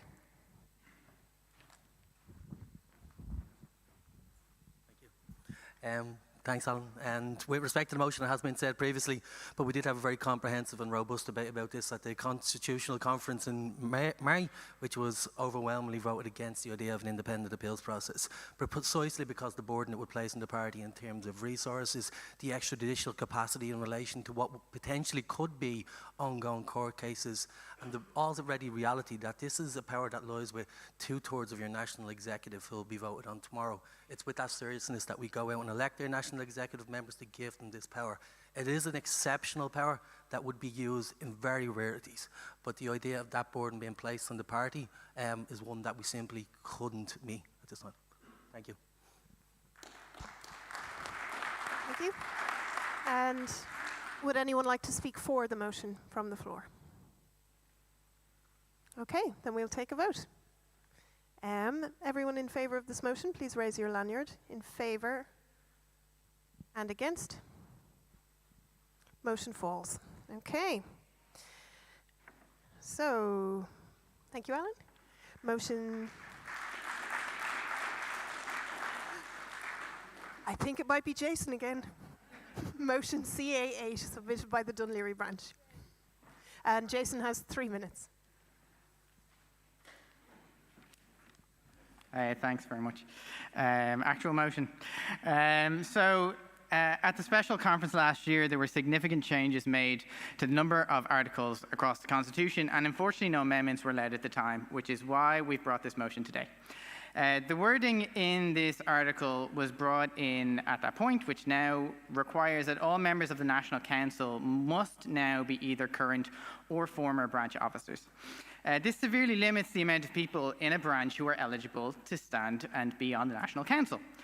With only 3 meetings a year, usually held online, the National Council is an excellent first stepping stone for branch members to get involved with the organisation of a branch in a way that doesn't require a large time commitment across a year.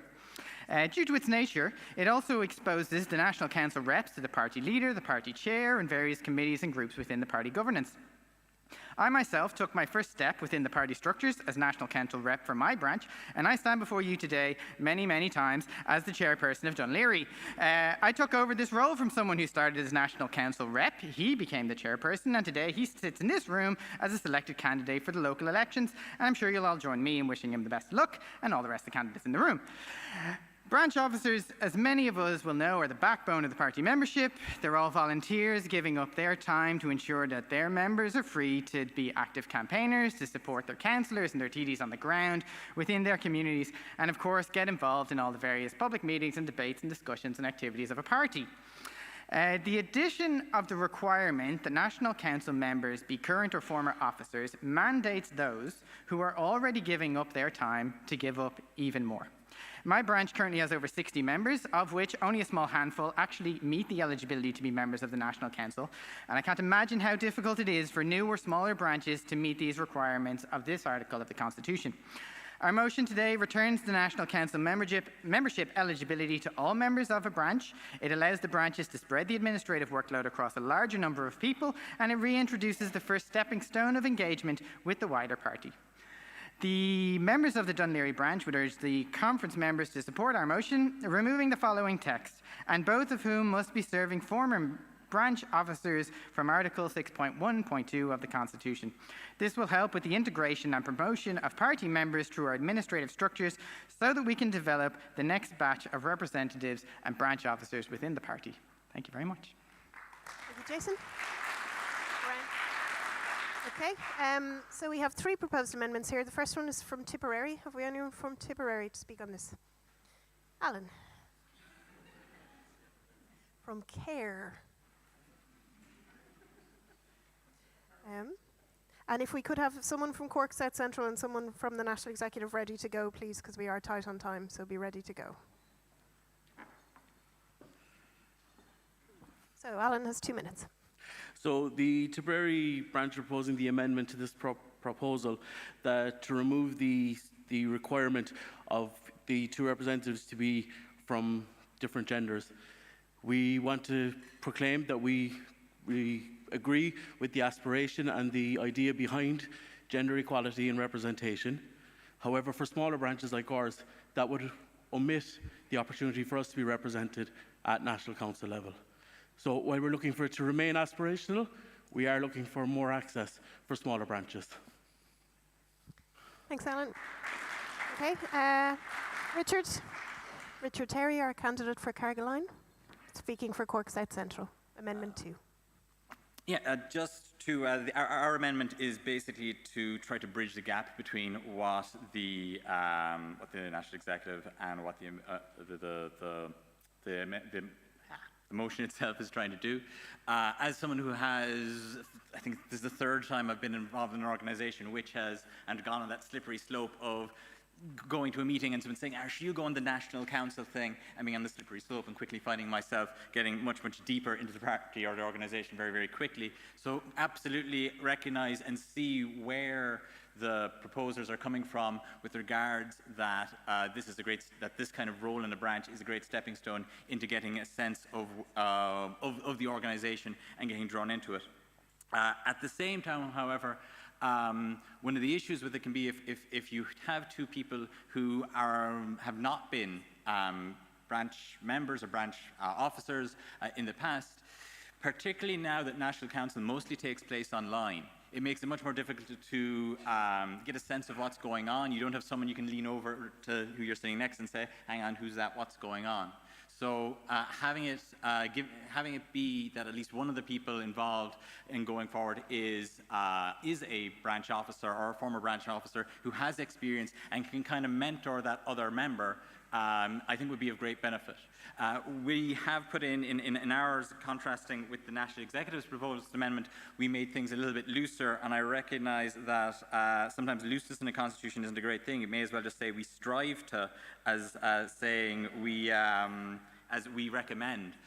But we still want that level of, a certain amount of looseness to recognise there are very small branches there are who are trying to start getting up and running, and that if you're a very small branch and there's going to be places which are hopefully going to have new branches soon, that you need a little bit more flexibility to recognise the scale of very small branches to very large ones. So please support our amendment. Thank you.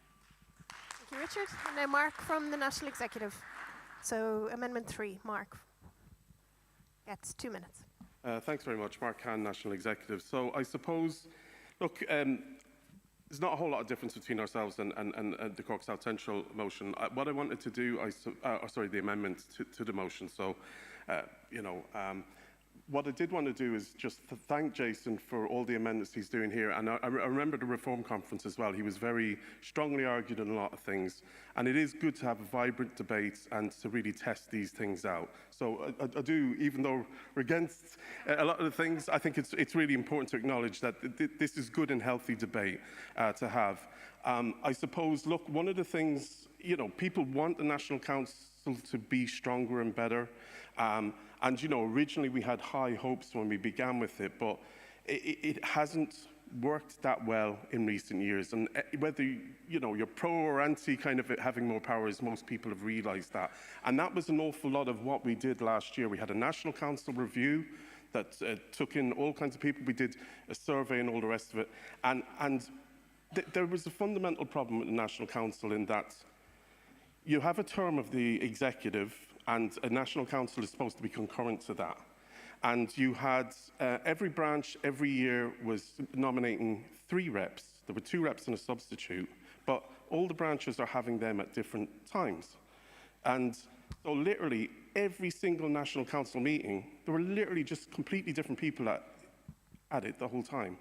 And it's very hard for the politicians who have 10,000, 20,000 votes. They're trying to trust, going out on the doorstep selling votes, saying this, we need to have the kind of confidence in each other and build that up. And one of the ways we do that is, one thing was the policy committee stuff. We changed some of that and stakeholders. But the National Council, what we wanted to have is a more consistent body where you have, it runs from term to term, and that we would have 2 consistent members for that full term.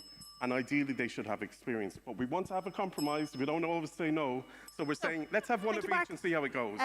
So Jason has a minute per amendment, so that'll be 3 minutes altogether to speak to those 3 amendments. All right, yeah, so I'll be pretty brief on all these. Just regarding Amendment 1, the amendment brought by our colleagues in Tipperary, it has the same aims and aspirations of our own motion, and as such, we don't have any issue if Conference wants to include it. It's the same kind of principle behind what we had suggested in our main motion. We don't support either Amendment 2 or 3, and I'll take you to, I know they're very similar, but I'll take you through why. Amendment number 2 to our motion, we're asking you to vote against, as we feel it's an unnecessary restriction on members of the National Council. In our experience, although not branch officers as defined within party manuals, National Council reps are often involved with the wider management of a branch, and they did specify taking people under their wing, and that's really what happens within a branch officer role as a chair or a vice chair or secretary, and that really gets them involved, really at the ground level, at the initial stepping stone of getting people into the administrative parts of our branches to run our branches in the future. So should the members of Conference really intend to vote on either, if they're intent on putting one or the other of 2 or 3 in, we'd prefer 2 over 3. And the reason for that is the proposal from the amendment from the National Executive continues to restrict who in the party may be a member of the National Council. And as the NEC are clearly demonstrating within their own amendment that at least one NC member doesn't need to be a branch officer, there's clearly no administrative reason why the other would need to be, or in fact why any National Council members are required in the Constitution to be former branch officers or current branch officers in the first place. There's nothing in our motion that says that your National Council members can't be branch officers. There's nothing that says they can't be former officers. But the Constitution, as it stands at the moment, really restricts the amount of people who can be. As I said, we have 60 members. I'm currently one of the only men in my branch who's eligible to be on the National Council. We really need to broaden this out. We need to start the first stepping stone and get people through and into chairs, into the National Executive and further on to candidacy. Thank you very much. Happy for Amendment 1, but please reject 2 or 3. Thank you. Okay, thanks, Jason. Right. We're a little pushed for time, so I'm going to go straight to the votes. If everyone is in favour of proposed amendment number 1, anyone who's in favour of proposed amendment 1, please raise your lanyard. Against? Passes. Okay, proposed amendment number 2. Anyone in favour of proposed amendment number 2, please raise your lanyard. Against? Amendment falls. And amendment number 3, in favour, raise your lanyard. Against? Falls. Okay, so we vote on the amended motion. Amended motion. CA8. Everyone in favour of amended motion as amended, raise your lanyards. Against? Motion passes. Lovely. Thank you all very much. I've been asked to remind you, please stick around for the food at 9 o'clock in the bar for some reason. Mary is very anxious for you all to come and eat food at 9 o'clock in the bar. And we're going to move straight along. If you could keep your seats, that'd be great. Thanks a million, everyone.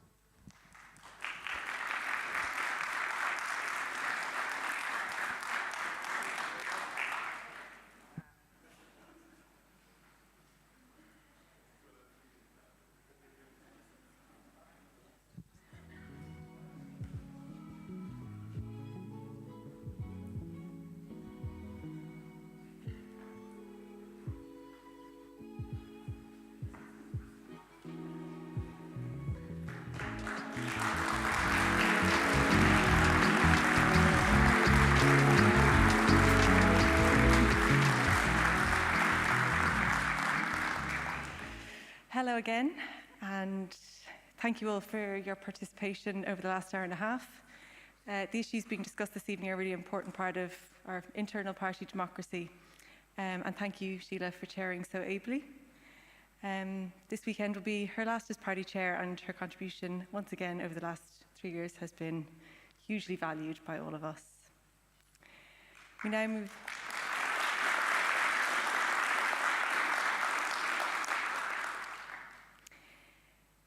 The scale of the death and destruction in Gaza over the last 4 months has been horrifying beyond words.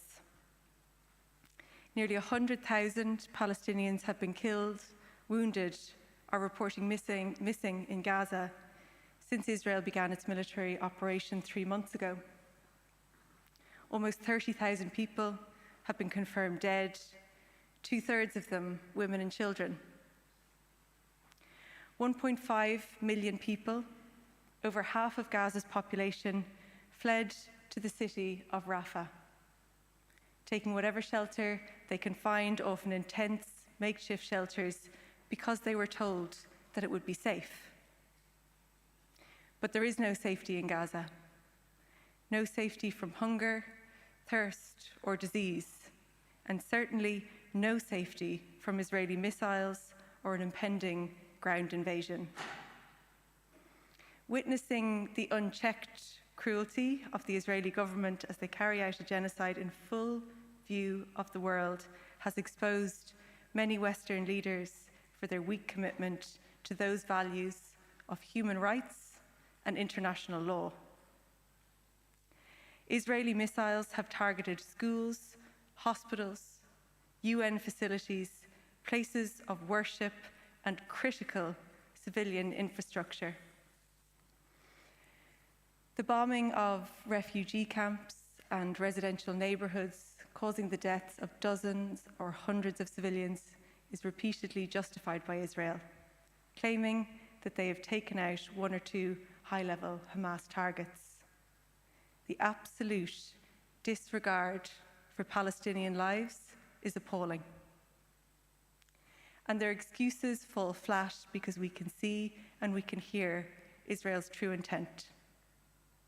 Senior Israeli government officials, including the Prime Minister, the President, and the Minister for Defense, have clearly expressed genocidal intent. And it is on us, on every country, to act when we hear that.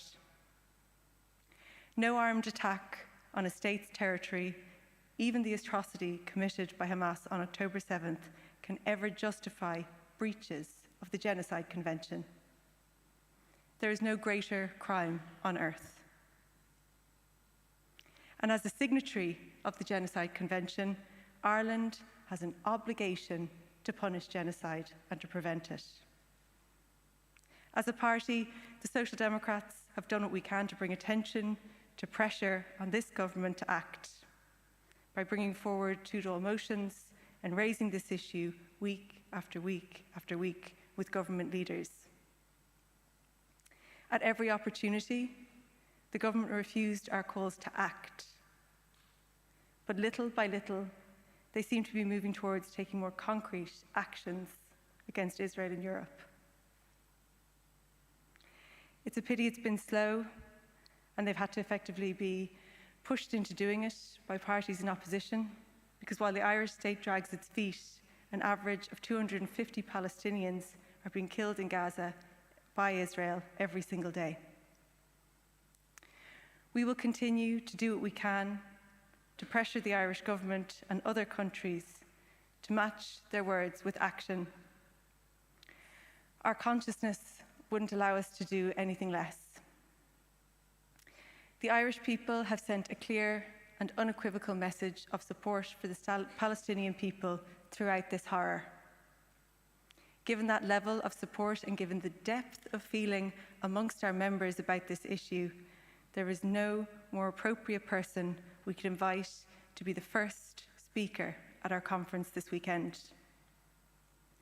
Can I ask you all to please give an especially warm welcome to her? A welcome that reflects the support of this party and the majority of the people in Ireland for the people of Palestine. Ladies and gentlemen, the Palestinian ambassador to Ireland, Dr. Jalan Wahba Abdel Majid.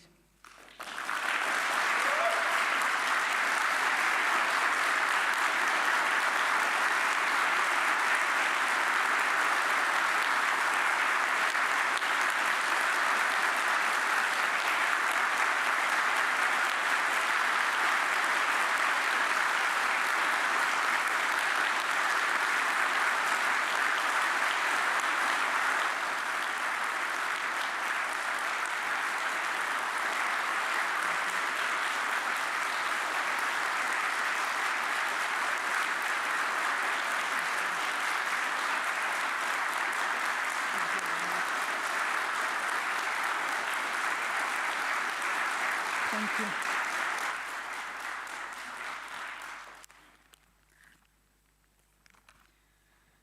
Thank you very much. I have a great honor to be tonight with you. Thank you for giving me the opportunity to be with you tonight. I would like as well to take this opportunity to extend my sincere thanks to the party leader, Deputy Holly Cairns, and all the Social Democrat supporters, and of course the team and the deputies of the Social Democrats. I would like as well, before I go on with my speech today, I owe a great gratitude to Ireland and to the Irish people for their constant and strong support to justice and human rights and to the just cause of the Palestinian people. Their constant support to UNRWA. And I know that Ireland yesterday, as many of the international community and states, they suspend their support to UNRWA. Ireland was among those who still believe on the vital role of UNRWA and increase the support even for UNRWA to 20 million euros. I owe Ireland and the Irish people a great gratitude. Thank you, Ireland. Thank you, the Irish people, and thank you, the Social Democrats, for having me tonight with you. Today,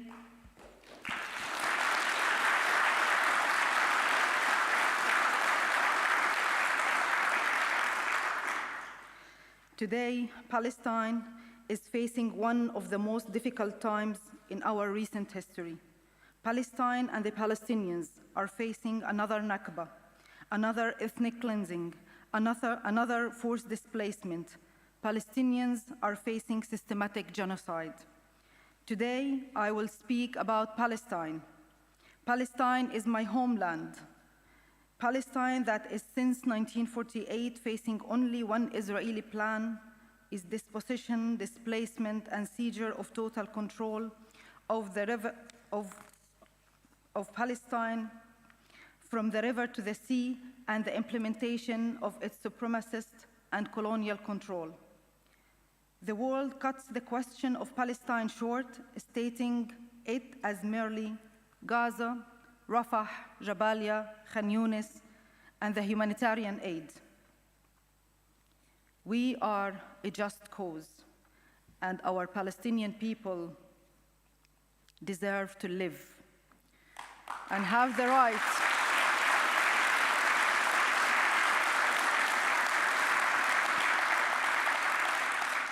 right to live free in their land. Today, I want to shed light on the injustice, the oppression, and the colonization that Palestinians have endured for decades. I want to talk about the denial of our rights to self-determination and liberation. Today, I want to raise awareness on why the 7th of October happened and the root cause of this issue. The land of Palestine is not disputed. It is colonized. What happened on the 7th of October did not come out of thin air.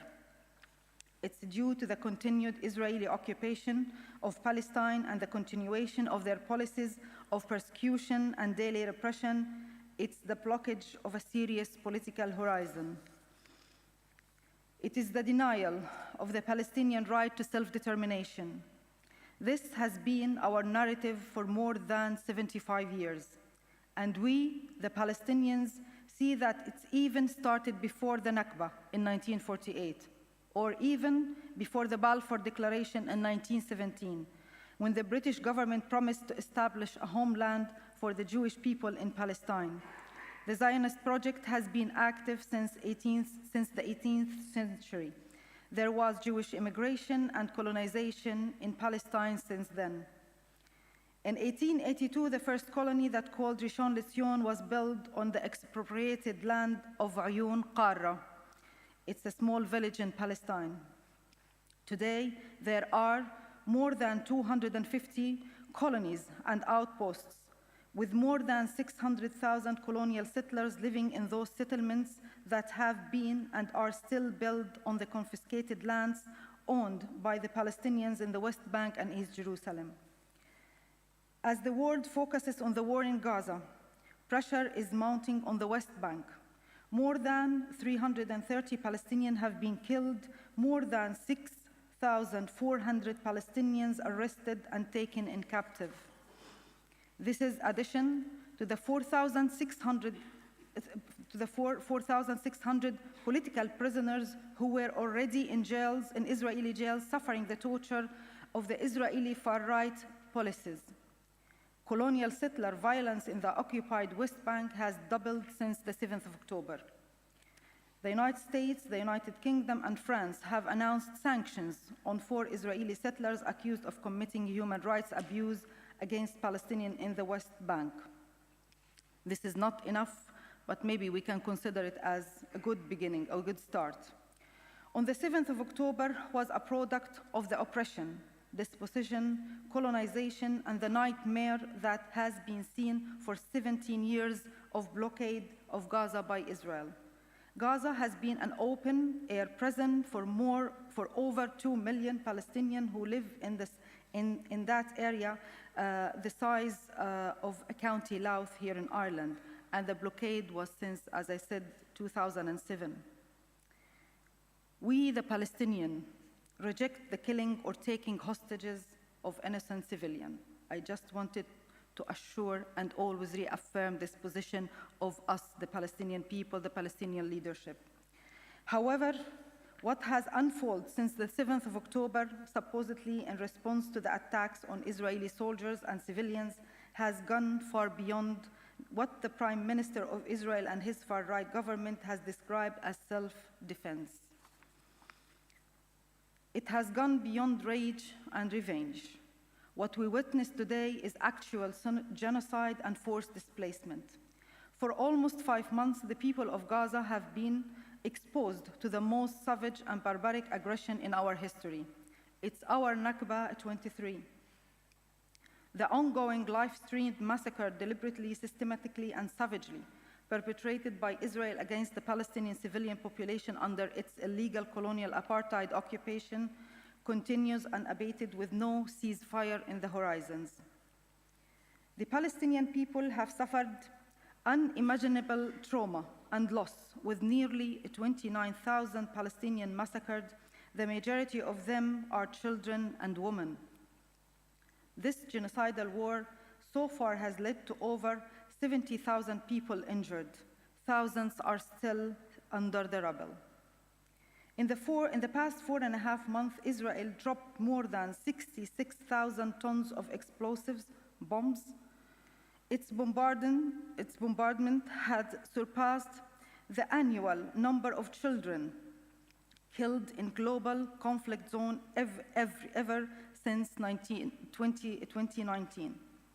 Today, after 4.5 months, we face the most dangerous stage in this genocidal war. More than 1.4 million have been displaced only in the Rafah city. Rafah city is 55 square kilometers, and now used to have like more than 200,000 people who lived in Rafah. Now Rafah, it's more than 1.4 million who were displaced since the 7th of October. The intention is to forcibly displace them to Egypt, flattening Gaza and annexing it to Israel to achieve their biblical dream of the Jewish state.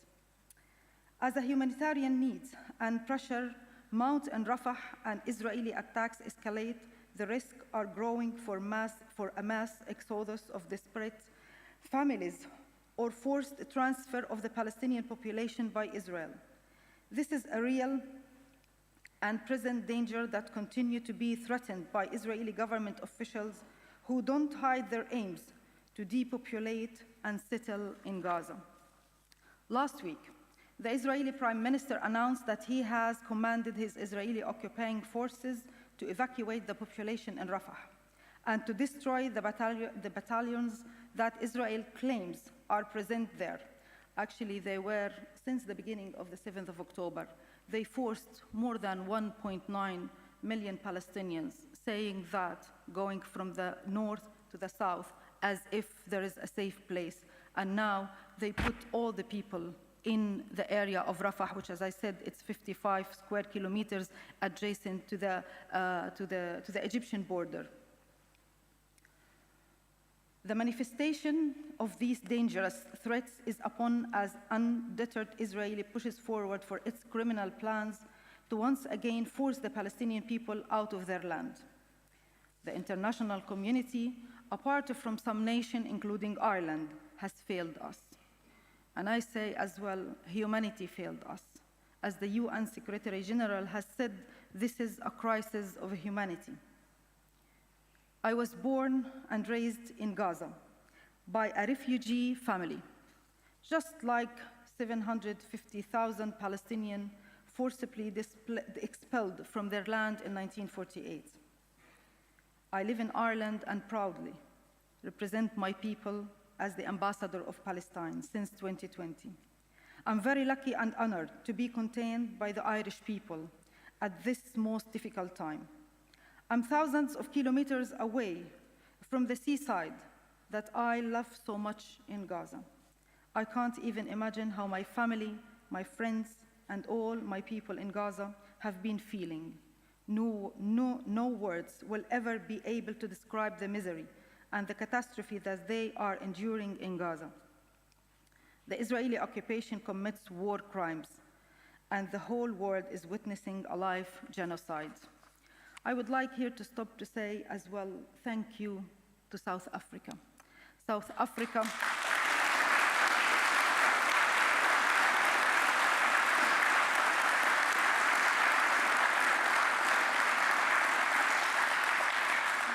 So South Africa took a very strong stance to bring Israel for the first time in its life to the ICJ. And the case was accepted, and Israel attended, and the provisional measures was adopted. And we wish that the whole, the international community take measures to force Israel to stop this barbaric war against Gaza. And it seems that we live in a world that, because there is no limit and there is political coverage for Israel, Israel is acting with impunity. And after 4.5 months, no one in this world managed to stop Israel. However, with all this support that I see here in Ireland, and we see millions of the international community, the people, normal people, the nations, protest to support justice. I don't want to say just support Palestinians, but they protest for justice, for human rights. The human rights violation in Palestine is huge, and we need the voices of everyone in this world to continue to speak about Palestine, about the injustice in Palestine. The whole world sees the slaughter of the Palestinians in Gaza, but has continuously failed to stop this bloodshed. I used to believe in international law and UN bodies. Today, I see nothing prevailing in this world except that the brutality of power now rules. Humanity will be something that we only recognize from the past, and I feel very sorry to say that. However, I really value, every person on this earth that protests for Palestine. Their voices are really very strong, but we need to continue that. But it seems that the international community, the governments, are far away from the people. Every single day, Israel proves the inherent violence, racism, and persecution of its occupation. Its colonial and apartheid nature and its objective to wipe out the Palestinians are undeniable. It shows the inherent terror and extremism of this occupation, its total illegality and aggression in every manifestation. It's a constant assault on the lives, rights, dignity, and existence of the Palestinian people, which started well before October the 7th and has continued every single minute since. No one should be fooled by Israel's claims of sparing civilians' lives. Israel targets and doesn't spare any human beings, buildings, hospitals, schools, universities, mosques, and churches. 60% of the buildings in Gaza have been turned into rubble and are partially destroyed, making Gaza uninhabitable. And actually, this is the goal and the main goal of Israel, to make Gaza unlivable, force the Palestinians to leave, force them either by force or by voluntary.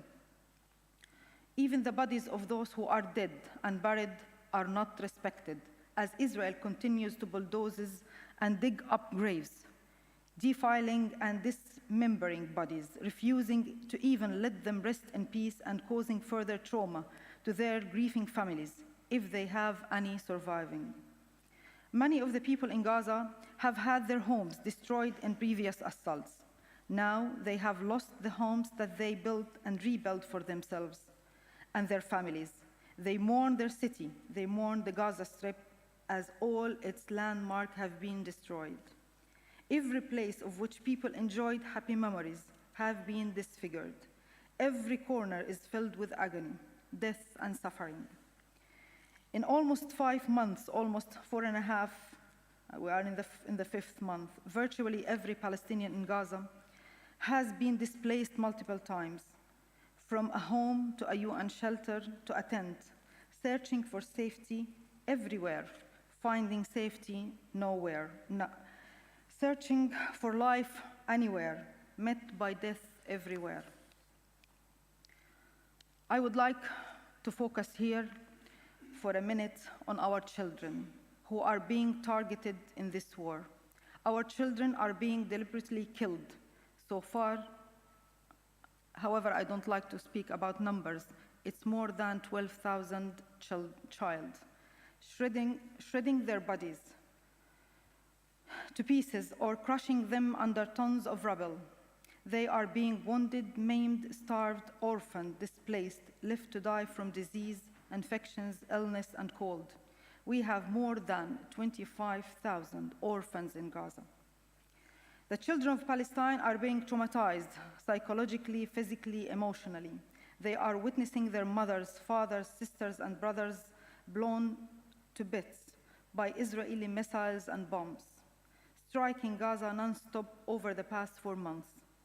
When I say children, I mean that out of over 1 million child, 40% of them are under the age of 15 years old. There is now in Gaza more than 55,000 pregnant women. And since the October the 7th, there has been 20,000 children have been born. So the Palestinians continue to give birth, even though, I mean, with sore, like, you know, our children who were killed. But the Palestinians will continue to bring more children to defend our right to be in this land free. We have been forced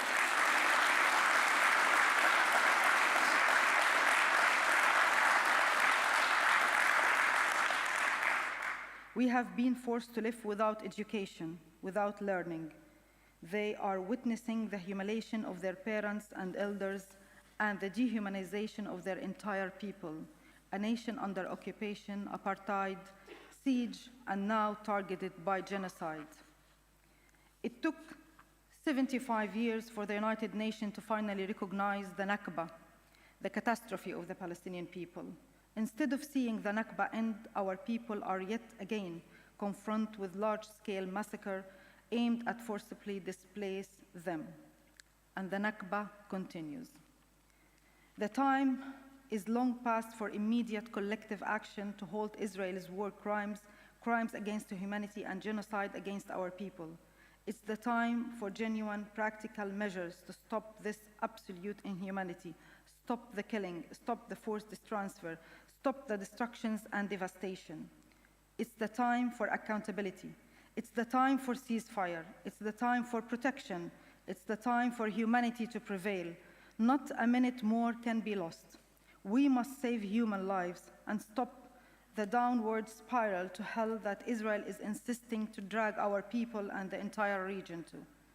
There is absolutely no justification for what has been happening to the Palestinian people. It's time to raise our voice for justice. It's time to raise our voice for human rights. It's time to say enough is enough. It's time to stop this war. It's time to end this occupation. It's time to recognize the state of Palestine. It's time for our people to live free in their land and raise our children without fear, trauma, or war. We deserve life, as I said and will continue to say. We deserve to live in peace and security without any threat, without occupation, without colonial settlers in our state of Palestine on the 1967 borders with East Jerusalem as our capital. We deserve life. Thank you very much.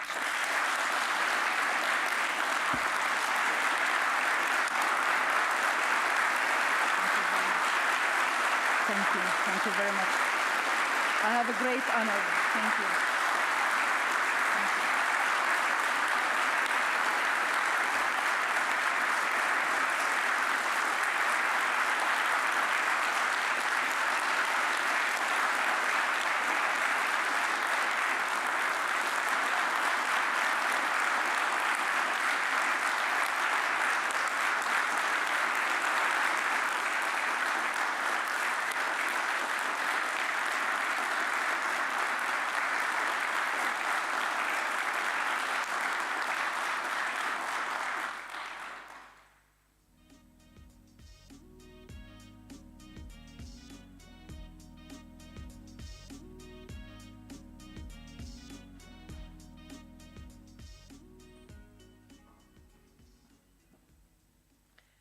Once again, I'd like to say thank you to the Palestinian ambassador for coming to speak to us today.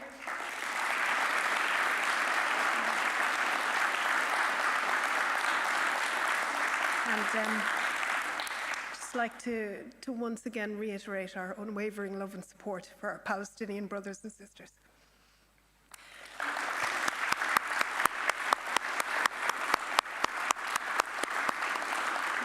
And so that's us for the evening. We'd be delighted if you could join us for a drink and some food in the bar. I don't know where it is, but follow somebody. Thank that way.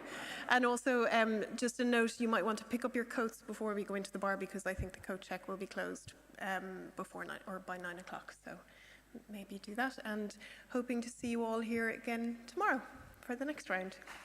Good night.